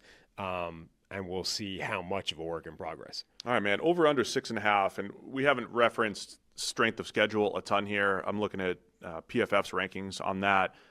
Every NFC South team is on the easier side because they all play each other and they're all not ranked highly in PFF's rankings. I think that's just the general way that this works. So I think any of these NFC South teams, because of that, you sneak a few wins here and there. You go on a little run because theoretically you have an easier time of it. Even the division champion, Tampa Bay Bucks. Will the Panthers? It's also year 2 with Dave Canales, right? He did a really nice job with Baker Mayfield a couple years ago, and I think you could give him some credit here for, after benching Bryce Young, getting some really good play out of him. Another year with Canales running the show here, we could have another big step forward here for the Panthers. I don't know that this gets enough play that, again, part of the reason we were high on Bryce Young going into last year was Dave Canales, right? They'd upgraded the line. We thought they'd upgraded the receiving core, and they upgraded a coach, and we were excited by what that could be. I don't know that Dave Canales had gotten far enough into his sort of let's build the offense around Bryce Young by the point Bryce Young played his way to the bench, right? The first 2 weeks, I saw very little of like, here's Canales helping Bryce Young. Here's him pushing some easy buttons for Bryce Young and really maximizing what he can do. I saw a lot more of it when Bryce Young came back into the lineup, though. Like, I thought they got on the same page at that point, and you were seeing clearly Bryce Young is playing better football, but also Dave Canales has a much better idea of what to do with him. Like, he's moving Bryce Young around. He's getting him out of the pocket. He's moving the pocket so that it's not a static thing. I thought that combination was working a lot better as well. So I don't know if it just took time, if Bryce Young was not sort of ready for it at the start of that time, but I do think now we're in a much better spot with those two working in synergy. The strength of schedule thing, just going back to that, remember when we looked at this at schedule time, it's a weird year where basically only the 3 easiest strengths of schedule and the 3 hardest actually matter. The rest of them are all kind of within the margins. It's only the very extremes where I would say it's a big deal. So, yeah, the Panthers are on the easier end of the spectrum, but they're in the group with 25 other teams. It's also year 2 of Dr. Eric Eager. The doctor. With the Carolina Panthers. Yep. And so we're expecting big things for the Panthers in year 2. I think the doctor should. We're getting, training camp now. It's preseason. We're getting there's a lot of photographs of training camp and staff, in the gear and all that kind of thing. I think the doctor should break out the visor. Yeah, he should send us. First off, he should send us like a selfie or something from camp, and we'll just put it on here. We could do that. Yeah. So let us know what's the gear look like here in 25. Well, I see I think when you're at his level, you don't really do selfies anymore. You become papped. You get like snapped, right? Oh, okay. You're just in the course of being you just appear in people's photographs because you're important and you're there. Find right? Google images. I'm sure there's something. Oh, that's what I'm saying. I'm sure they exist. But what I think he needs to adopt the Gruden visor. Yeah. I think he'd be a good visor guy. He's got the full head of hair. He's got the rest of the gear. Visor would get you over the 6.5. I would say. Visor gets you over 6. Over under 6.5 here, Sam. Where are you going for the Panthers? I'm going to go over. I'm confident in what this offense can be. I'm more concerned by the defense, but I don't think that matters as much. All right. Same for Eric. We'll go over for our friends. Over 6.5 here for the Panthers. 2 more teams to cover. Let's start with the New Orleans Saints, 5-12 last year. A team with, I would say, as many question marks as any other team. Are they slightly in transition right now? Are they just getting out of all the cap mess? You have this offseason retirement of Derek Carr. After they signed Derek Carr a couple years ago, that signified, hey, we're going to keep trying to compete and going for it. We're not ready to blow it up and restart, but Derek Carr retiring this offseason, I think, has a bit of an impact. They draft Tyler Shuck in the 2nd round, number 40 overall, and so he's expected to be the starter here, and they've got one of, if not the lowest win total here, 5.5. I think tied with the Titans for last, over under 5.5 here for the Saints. Yeah, so back in that, the win total is set low when there are question marks at quarterback, and the Saints, not only do they have a question mark at quarterback, but they have question marks in a lot of other places as well. I think they tried to go the competitive rebuild route. They also, I think, have done a reasonable job of changing course in terms of how they approach the salary cap without trying to do it all in one offseason. Let's take all the dead money today and then just be in hell for the next year and then just take all the medicine at once. They've tried to sort of do that step by step. I think that's a work in progress as well. And so you end up with this team, and they haven't drafted tremendously well for a while, having had, a draft or 2 of spectacular picks a number of years ago. And so they're left in this spot of, you don't really have a quarterback. The guys that you have that are like really good players are aging and maybe not what they used to be. Alvin Kamara, Brandon Cooks, guys like that with some serious pedigree. Demario Davis is still playing at a really good level, but probably is on the downswing now. And you've let go of a lot of players. And it's like, have you replaced them with enough? Like, is Carl Granderson enough to offset the decline of Cameron Jordan and, some of these other players that have left? Is Kool-Aid McKinstry able to step in and be the new Marshawn Lattimore? Is Chris Olave able to go long enough without getting concussed again that you can rely on him as the number 1 guy? Like, there's a lot of questions now with this team.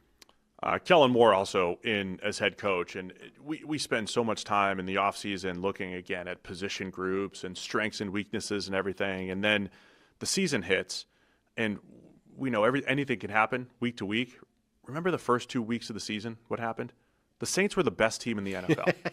Just saying, like, this wasn't that long ago, Sam. Yeah. And I was down on the Saints going into last year. I was rethinking my life, my life choices here. Week 2, I was like, man, I thought the Saints were going to be awful on both lines of scrimmage. I thought they were going to just be terrible. And then they destroyed the Panthers, and it was like, all right, it's the Panthers, fine. Right. And then they destroyed the Cowboys. The same way. The same way, right? With the same, like, dominant offensive line, and Taysom Hill, year 7 of this experiment was unstoppable. That was last season, Sam. The Cowboys, it's so funny the way, like, how fast perception changes in the NFL. Like, at the time, this was the Cowboys coming off 3 straight 12-win seasons, who were expected still to be one of the better teams in the NFL. And it's like they got annihilated week 2 by the Saints. And we're saying, well, which thing that we believed heading into the season is not true? Like, is it that the Saints are actually a contending team? Is it that Dallas is a disaster? Like, what is the new variable that we're missing here? Tyrann Mathieu also retired just a couple weeks ago as well for the Saints. So you're losing some veteran presence. And look, I think it's a rebuilding season for the Saints. I thought that was true last year. I looked like an idiot through 2 weeks, and then by the end of the season, it was like, all right, they did not have enough. Week 3, they ran the Eagles close too. Oh, yeah, they were close. It was Dallas Goedert and Saquon Barkley had a couple explosives late that completely changed everything. But yeah, the Saints. So I think they're in a rebuild, but I think there's a couple position groups, moving back in the right direction. Offensive line, where they've drafted a tackle each of the last 2 years. Kelvin Banks Jr. this year, Talise Fuanga last year. Fuanga moves back to right tackle where he played in college. You get the same dynamic that you have with the Titans. So that looks like it's a young tackle duo that could be pretty good. Eric McCoy coming back off of injury. That was a big loss last year. They're going to try to get something out of Trevor Penning at guard this year before they have to potentially let him go or re-sign him if he's legit. So I think the offensive line's moving in the right direction. Pass catcher-wise, hopefully Chris Olave can stay healthy with all the concussion injuries because he looks great, concussion issues.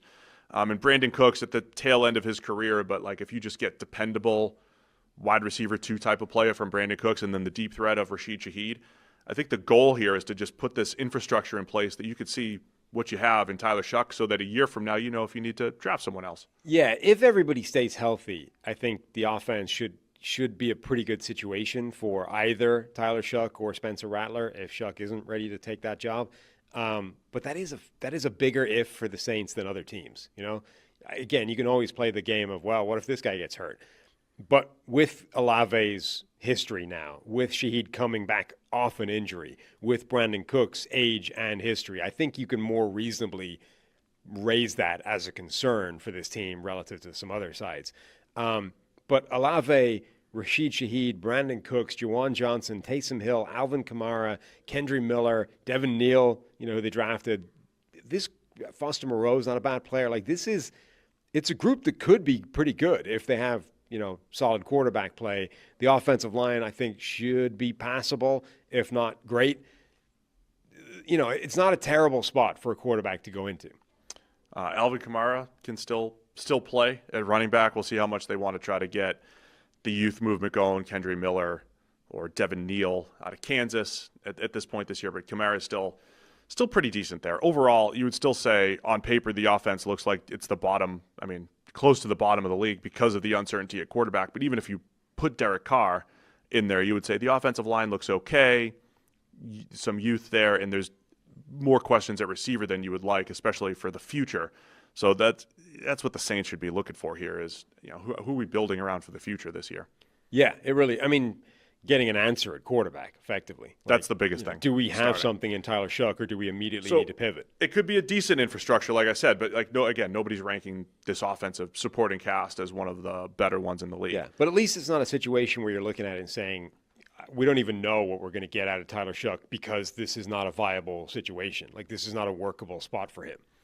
Defensively, I think if Dennis Allen did such a good job as a defensive coordinator there for years, he's out, but if you were to, say what made the Saints special defensively for a period of time, it was their depth on the defensive line. Remember when Trey Hendrickson was their third rusher for a while, when they had Cameron Jordan, they had Marcus Davenport, they had Hendrickson, they had David Onyemata, Carl Granderson was just starting to hit the ground running, and now he's the star there, really, next to Chase Young. They just were unable to replenish the depth despite trying with Peyton Turner in the first round, Brian Brzee in the first round, Isaiah Foskey in the second round. I don't think any of those guys, despite Brzee's sack totals being pretty decent, I don't think any of those guys has really lived up to what they've wanted there. And so that's still a big question mark for me up front. Yeah, they've missed on a lot of draft picks that would have helped this transition on defense. The other thing, you mentioned Dennis Allen no longer being there. The replacement for Dennis Allen is Brandon Staley. This is a fascinating coaching hire because we are a few years removed from Brandon Staley being, number one, the hottest sort of head coaching ticket in the NFL, but also running the number one defense in the NFL, running a variant of the Vic Fangio defense, which just annihilated Kansas City in the Super Bowl and is still, one of two sort of variants of scheme that's throughout the NFL as a very popular defensive system. He was hired for the Chargers off the back of that, running an amazing defense, being a dominant force. He can finally get the most out of this talent that the Chargers have got on defense. And then not only was he not able to do that, but he ran one of the worst defenses in the NFL with the Chargers. So, what the hell are you going to get with Brandon Staley as your defensive coordinator? Is he going to go back to running what is still a system that can be as good as anything? We've seen that with Vic Fangio in Philadelphia last year. But obviously it needs some talent and needs the horses to do that. Or was the Rams thing just a mirage? Like, was he never that guy? And actually, he's not going to move this forward at all. And we've seen this from a lot of people around the league. A lot of people are just better at coordinating than they are head coaching. And obviously those two, Kellen Moore and Brandon Staley, they have a connection. It's not like they flip-flopped, right? Staley was head coach and Moore was his offensive coordinator for a year. But they work together, is my point. They were, yes. Kellen Moore theoretically should know what he's bringing to the table. If Staley is a special coordinator and he just happened to be, over his head as a first-time head coach and the whole game management, the motivation, everything he had to deal with, and he's just a wonderkin defensive coordinator, then that changes the fortunes of the Saints here. Yeah. Despite no matter what we're looking at from a depth chart perspective. But it does make you wonder why he wasn't able to improve the defense at all in Los Angeles. Because you just don't have your hands on it as much. You just have too much. Other coaches where they're like specialists on one side of the ball and they end up in over their head as head coach and they don't work out. Generally speaking, their side of the ball is still better than it is without them. Robert Saleh, the defense was great under Saleh. I don't think he even did a particularly bad job. He ended up carrying the can for things that went wrong. But Robert Saleh's defense was not a problem in New York. Other guys are there, and even when they don't work out, their side of the ball still generally functions when they're good. No, I get it. Just doesn't always work out that way. So we'll see. If Staley's special, that changes their fortunes. I think Carl Granderson is good. Chase Young is still solid on the edge. I don't love the defensive tackles. Brzee, as I've said many times on the show, he really struggles in the run game, gets moved off the ball quite a bit. Devon Godshaw, kind of similar. So I think they've got some questions, and there's more pressure on those defensive tackles, I think, in that system where they're trying to play the run with fewer bodies. So I don't know if they just have the right personnel for that right just yet. This is a personnel group that's set up to replicate exactly what the Chargers defense was for years. It's true. Soft as hell up the middle. Going to give up 6.4 yards per attempt. That's why Staley's defense weren't great there. Demario Davis is another modern marvel, though, where he was better on the back half of his career than the early half, and not just better, but special for the last 6 or 7 years for the Saints.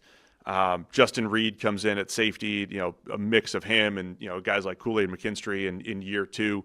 I think the cornerback room, on paper, one of the worst in the NFL as far as question marks go. We'll see if McKinstry could hold down that top spot as a second rounder last year. What a kicking competition in training camp. Talk about the Saints now have. Well, you've got their actual kicker.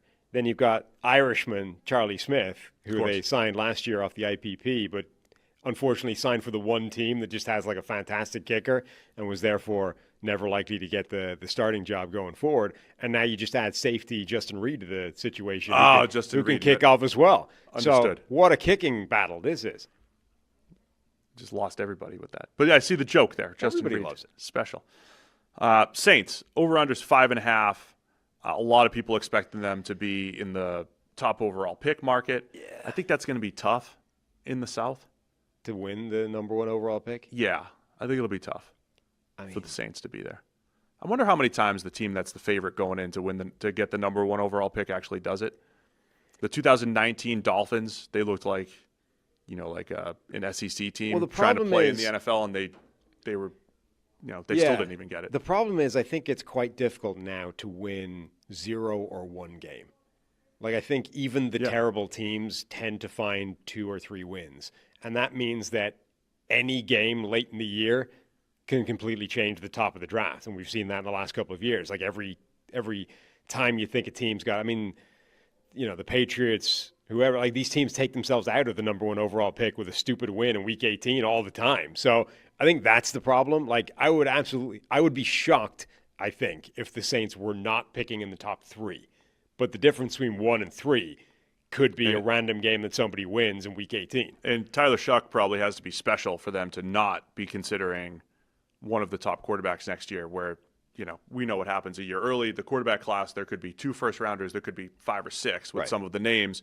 But I think Saints fans should at least be watching a lot of college football and keeping an eye on the next quarterback class. I think we've talked about this before, but do you think Arch Manning is more or less inclined to come out next year if New Orleans is picking at the top of the draft? I think more.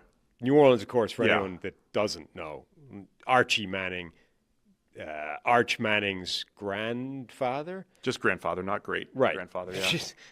How far back did he? Anyway, grandfather was, Saints legend type of, player. I think the start of the dynasty, that's where they are. They're New Orleans royalty.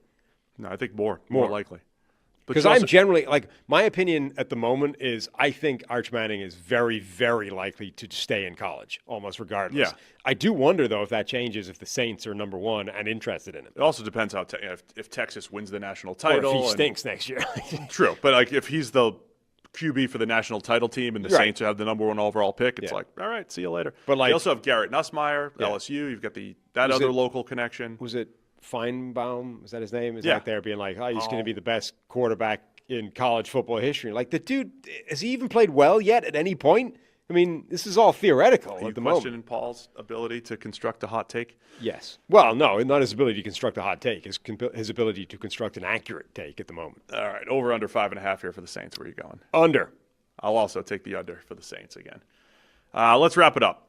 NFC South, Tampa Bay Bucks. Another NFC South championship last year. Over-under is 9.5 for the Bucks. They're a team, the way I would characterize where the Bucks are right now, felt like a nice, good, solid roster the last couple of years. Of course, we would always say, we don't know, what are you going to get from Baker Mayfield? And you got good play the last 2 years. Not elite play, but good play. But they always felt like they were a tick below the best teams in the NFC. But now, as every other team, the Eagles lose some defensive linemen, the Lions lose their coordinators, the Niners are in shambles after last year. All of a sudden, the Bucs roster, which hasn't changed a whole lot the last couple of years, hasn't changed a whole lot. All of a sudden, it's like they've got some continuity. We've got more faith in Baker Mayfield. And now, all of a sudden, are the Bucs in that same spot? Are they actually... Should they be in that same spot as the Eagles and the Lions? And yes, Bucs fans, I know they beat the Eagles and Lions last year, but they were 10-7, where those other teams were way better. So they're not in the same league as them the last couple of years, but are they this season? That's one of those annoying facts that I just read the irritatingly comments. goes every time against. I say it, they're like, "Did you know that we beat?" Yes, I know, but you went 10-7. It's just one of those irritating facts that runs directly contrary to the self-evident point that you're making. Can they compete with the Lions and the Eagles and the best teams on a 17-game schedule? It's very clear and obvious that Tampa Bay, it was not as good as the very best teams in the NFC last year. It's just quite annoying that they beat the very best teams in the NFC last year specifically. Will they not lose those other 7 games? If they were that good, they probably should have won. The Bucs feel like they've taken over from the Kirk Cousins Vikings as like the NFC team that's good, not great, right? And sort of they're going to be there or thereabouts every single year, but can they actually beat those best teams and specifically beat more than one of them in a row through a playoff run, which was the bigger point, right? That's your way out of they beat the Eagles and the Lions thing. It's like, okay, can they beat both of them and another team sequentially to go through a playoff run? They also lost in the wild card. Right, because that's what they need to actually achieve. The difference between them and the Kirk Cousins Vikings is I think they have an easier pathway because of the division they're in. Like, they're automatically set up in a slightly better situation because of that division. Now, maybe that division gets a bit harder this year if Carolina is better than they were last year, if Michael Penix Jr. is significantly better than Kirk Cousins was, maybe that dynamic changes. But for the moment, I think they are a good, not great team that's trying to bridge that gap to the elite teams. Josh Grizzard, offensive coordinator now for the Bucs. So we deal with coaching changes all the time. It's a good name once you get it right. How many coordinators has Baker now had? All of them. It's like more than one per season Yes. because he played for 2 teams that 1 year. It's crazy. But he's now, I think he's made this point as well. He's now reached the critical mass where, like, there is no person you can hire now where I don't already know his offense. Oh, I did that 4 years ago. Right. Got it. So he's replacing Liam Cohen, and now we have 2 years of Baker having pretty good success under Dave Canales, under Liam Cohen. So does this even matter here? Of course it matters. Every coordinator is different. They have a different flow. Like, there's decisions that they make that impact the game. But Baker's shown that he could have success across multiple, whereas sometimes when a quarterback doesn't have a ton of success their first 6 or 7 years, like a Sam Darnold, you go into it's like, oh, is this all Kevin O'Connell? Is that why Sam Darnold was so good? Let's see. I don't think we have that let's see from Baker Mayfield. I think he is what he is, which is wherever you want to rank him, guy that you can win with, guy that gets streaky, and when he gets streaky, it looks really good. And if you just cut down some of the bad streaks, all of a sudden you've got high-end seasons from Baker. I mean, it's a different world now, but his numbers last year were really pretty crazy. If you look at the sort of the conventional stats that people, certainly you and I, don't tend to look at much anymore because you're so focused on more advanced numbers or rate stats or whatever. But like Baker Mayfield threw for 41 touchdowns and had 16 picks last year and had 4,500 yards in the regular season. That's like better than the Kurt Warner MVP year where he blew up the league with the Rams and the greatest show on turf and, set new passing records and put it into the stratosphere. You're doing a 17-game schedule. You're not adjusting for anything. Take a game away. It's still Warner had 41 touchdowns that year. It's a whole different era. What are you doing? Give him one more game. You're kicked off the show. You're comparing an era from 25 years ago with a different you could say it was a really good statistical season without pulling out Kurt Warner's year. I mean, I literally said it's a different era to begin this thing. And then you continued the point being, analysis. For a guy to have 40-plus touchdowns, 4,500 yards, even in a 17-game schedule era, it was very good. Pretty crazy numbers. In a year where Chris Godwin got hurt, you missed Mike Evans for a little bit, so you had some turnover at the receiver position. So, yeah, it was impressive. Like, it's 13 more touchdowns than he's had in any other previous season. I mean, this was not just a career year for Baker Mayfield in terms of playing very well and, being better than people gave him credit for. I mean, this moved the mark for him, like set a new high water mark. No, I agree. So I think you can. I think Baker's shown that. There's. I think when you look at the PFF game grades, it tells a little bit of a story as well. There's a lot of games under 60. There's a lot of games over 90. He's got some of that streakiness to him. So I want to see if you could bottle up some of the consistency. Like, what is consistency? Just playing better over time. Not having those duds. If you could take some of the turnover-worthy plays that come in bunches for Baker Mayfield, you cut down on some of that, you could have another really special season. I love the receiving core. I don't know what happens with Chris Godwin as far as his injury recovery, but you're already getting tons of hype, Sam. You're already getting tons of hype from Emeka Egbuka because he's just a really good football player, so that's expected. I think he has a chance to step in, make an impact. A year or two of Jalen McMillan, Bucky Irving at running back. Him taking over a little bit more of the workload like he did down the stretch last year. They've got a chance to have outstanding playmakers, and their entire offensive line is back. Once Tristan Wirfs gets back from injury, he'll be missing the first 4 weeks or so. We'll see what that ends up being. But once Wirfs is back, you have the entire offensive line back where they, led a really good offense last year. And that's going to be a struggle for them for the first month of the season. You would imagine the gap between Tristan Wirfs and, anybody at left tackle will be huge, but particularly Tampa Bay does not appear to have a particularly strong replacement in-house yet. So the first month is going to be a grind for them surviving without Tristan Wirfs. But, even if Chris Godwin is a slow burn to return, they're very well insulated at wide receiver. Mike Evans is great. Jalen McMillan is solid. I think he could step in and be the number 2 if they needed him to, step up from the sort of number 3 spot. If he isn't able to do that, Emeka Egbuka might be able to do that right off the bat. And then you've got the more niche dynamic potential playmakers of vertical threat Trey Palmer, Tez Johnson. I saw Baker Mayfield name dropping. You've got Sterling Shepard, who he resuscitated the career of last year, his old college roommate or college teammate. He name-checked some other wide receiver the other day, and I can't remember who it was. Well, some of those name-check guys have to get cut. Sure. Put on practice squad or something. They've got too many bodies there. I know Godwin will he might be on IR to start the season. I don't know what that'll end up being. The pup list. But they could slow play Godwin for a while because of the depth that they've built. Tez Johnson is the one, though, where even though he's a day 3 pick and, he's so unique and dynamic and dangerous, I just would be shocked if he didn't, A, make the team, and B, make a little bit of noise this season. Yeah. We both love Tez Johnson coming out. So I love their pass catchers, love the way Baker Mayfield has progressed. Should be a solid offensive line. They're going to have to survive early in the season without Wirfs. They've got the Falcons in week 1 and their young edge rushers, but the Texans in week 2 and their duo, the Eagles in week 4, even Will McDonald in week 3 with the Jets. So we'll see what happens on that end. Defensively, similar as far as just continuity. A lot of bodies coming back. Breakout season last year from Zion McCollum at corner. Him and Jamel Dean as a nice 1-2 punch at corner. Breakout season from Yaya Diaby last year and as a second-round player. It looks like a legit pass rusher that they could depend upon. 1-year flyer now on Hassan Reddick. Yep. And if he can get back to anything that he was previously with the Eagles, all of a sudden they've got another really nice edge rusher there in a duo with Diaby and, of course, the great Vita Vea in the middle, and us wondering why he can't just destroy everybody on every single snap. Yeah. Reddick, I think, is a big X factor for that defense. Kalijah Kancey as well. Can he become a consistent game wrecker as a pass rusher, even if he's a liability in the run game? And maybe that will be his dynamic, as a player at the NFL level. Really disruptive pass rusher, liability in the run game. At the moment, he's not quite hyper disruptive. He is sometimes, and there's some really good plays there, and the highlight reel is great.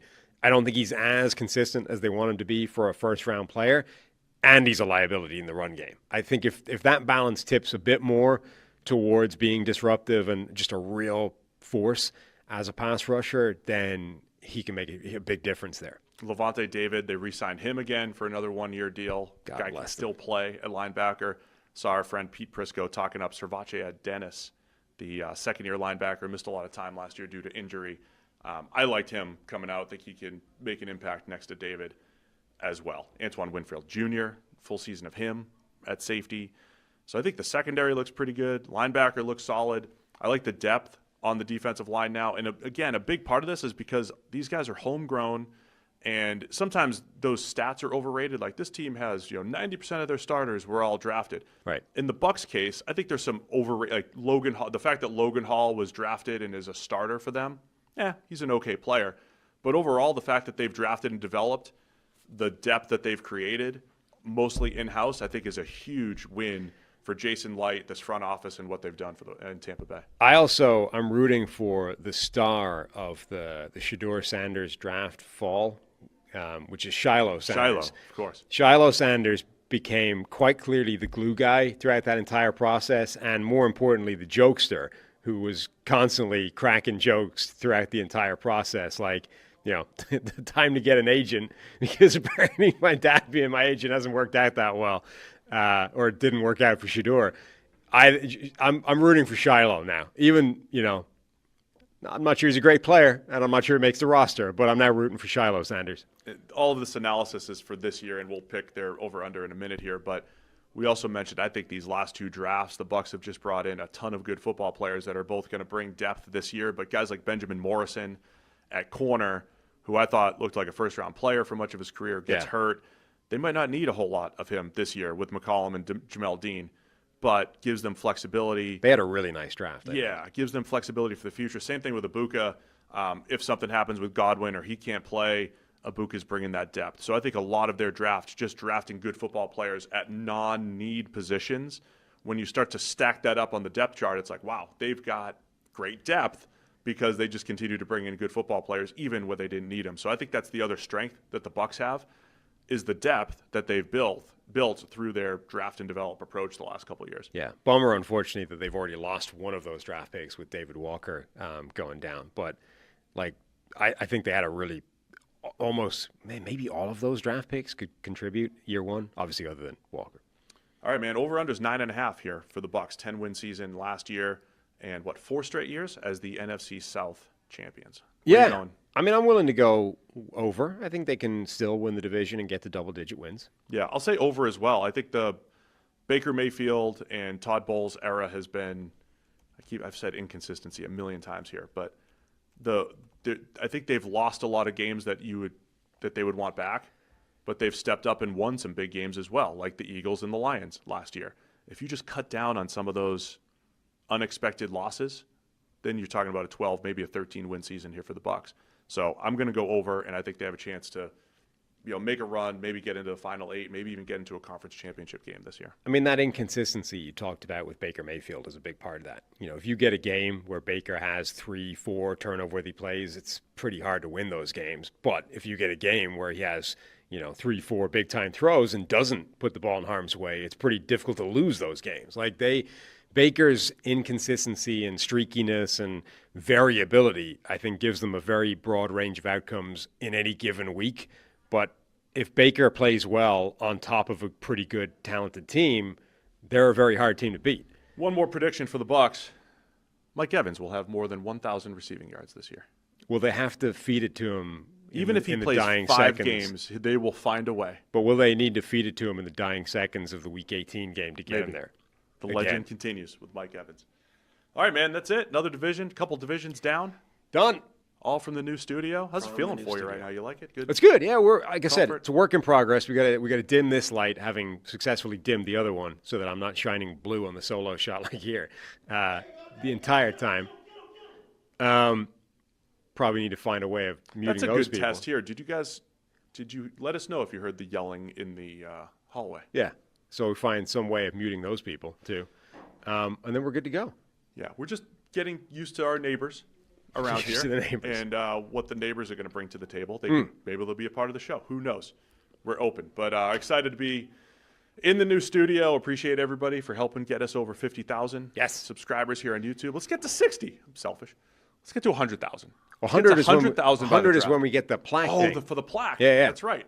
Because we've gotten a different YouTube. We've already gone there once, but we have to leave that plaque in the previous place of employment. Okay, we're halfway to the plaque. So that's the goal. We want the plaque from YouTube. Help us to get to 100,000 subscribers. Tell your friends. And then every time somebody gets a plaque, they just place it somewhere in the background. It's like, I got one of those. So we'll make it prominent. We'll put it right in front of the Rhinos helmet so people know. Okay.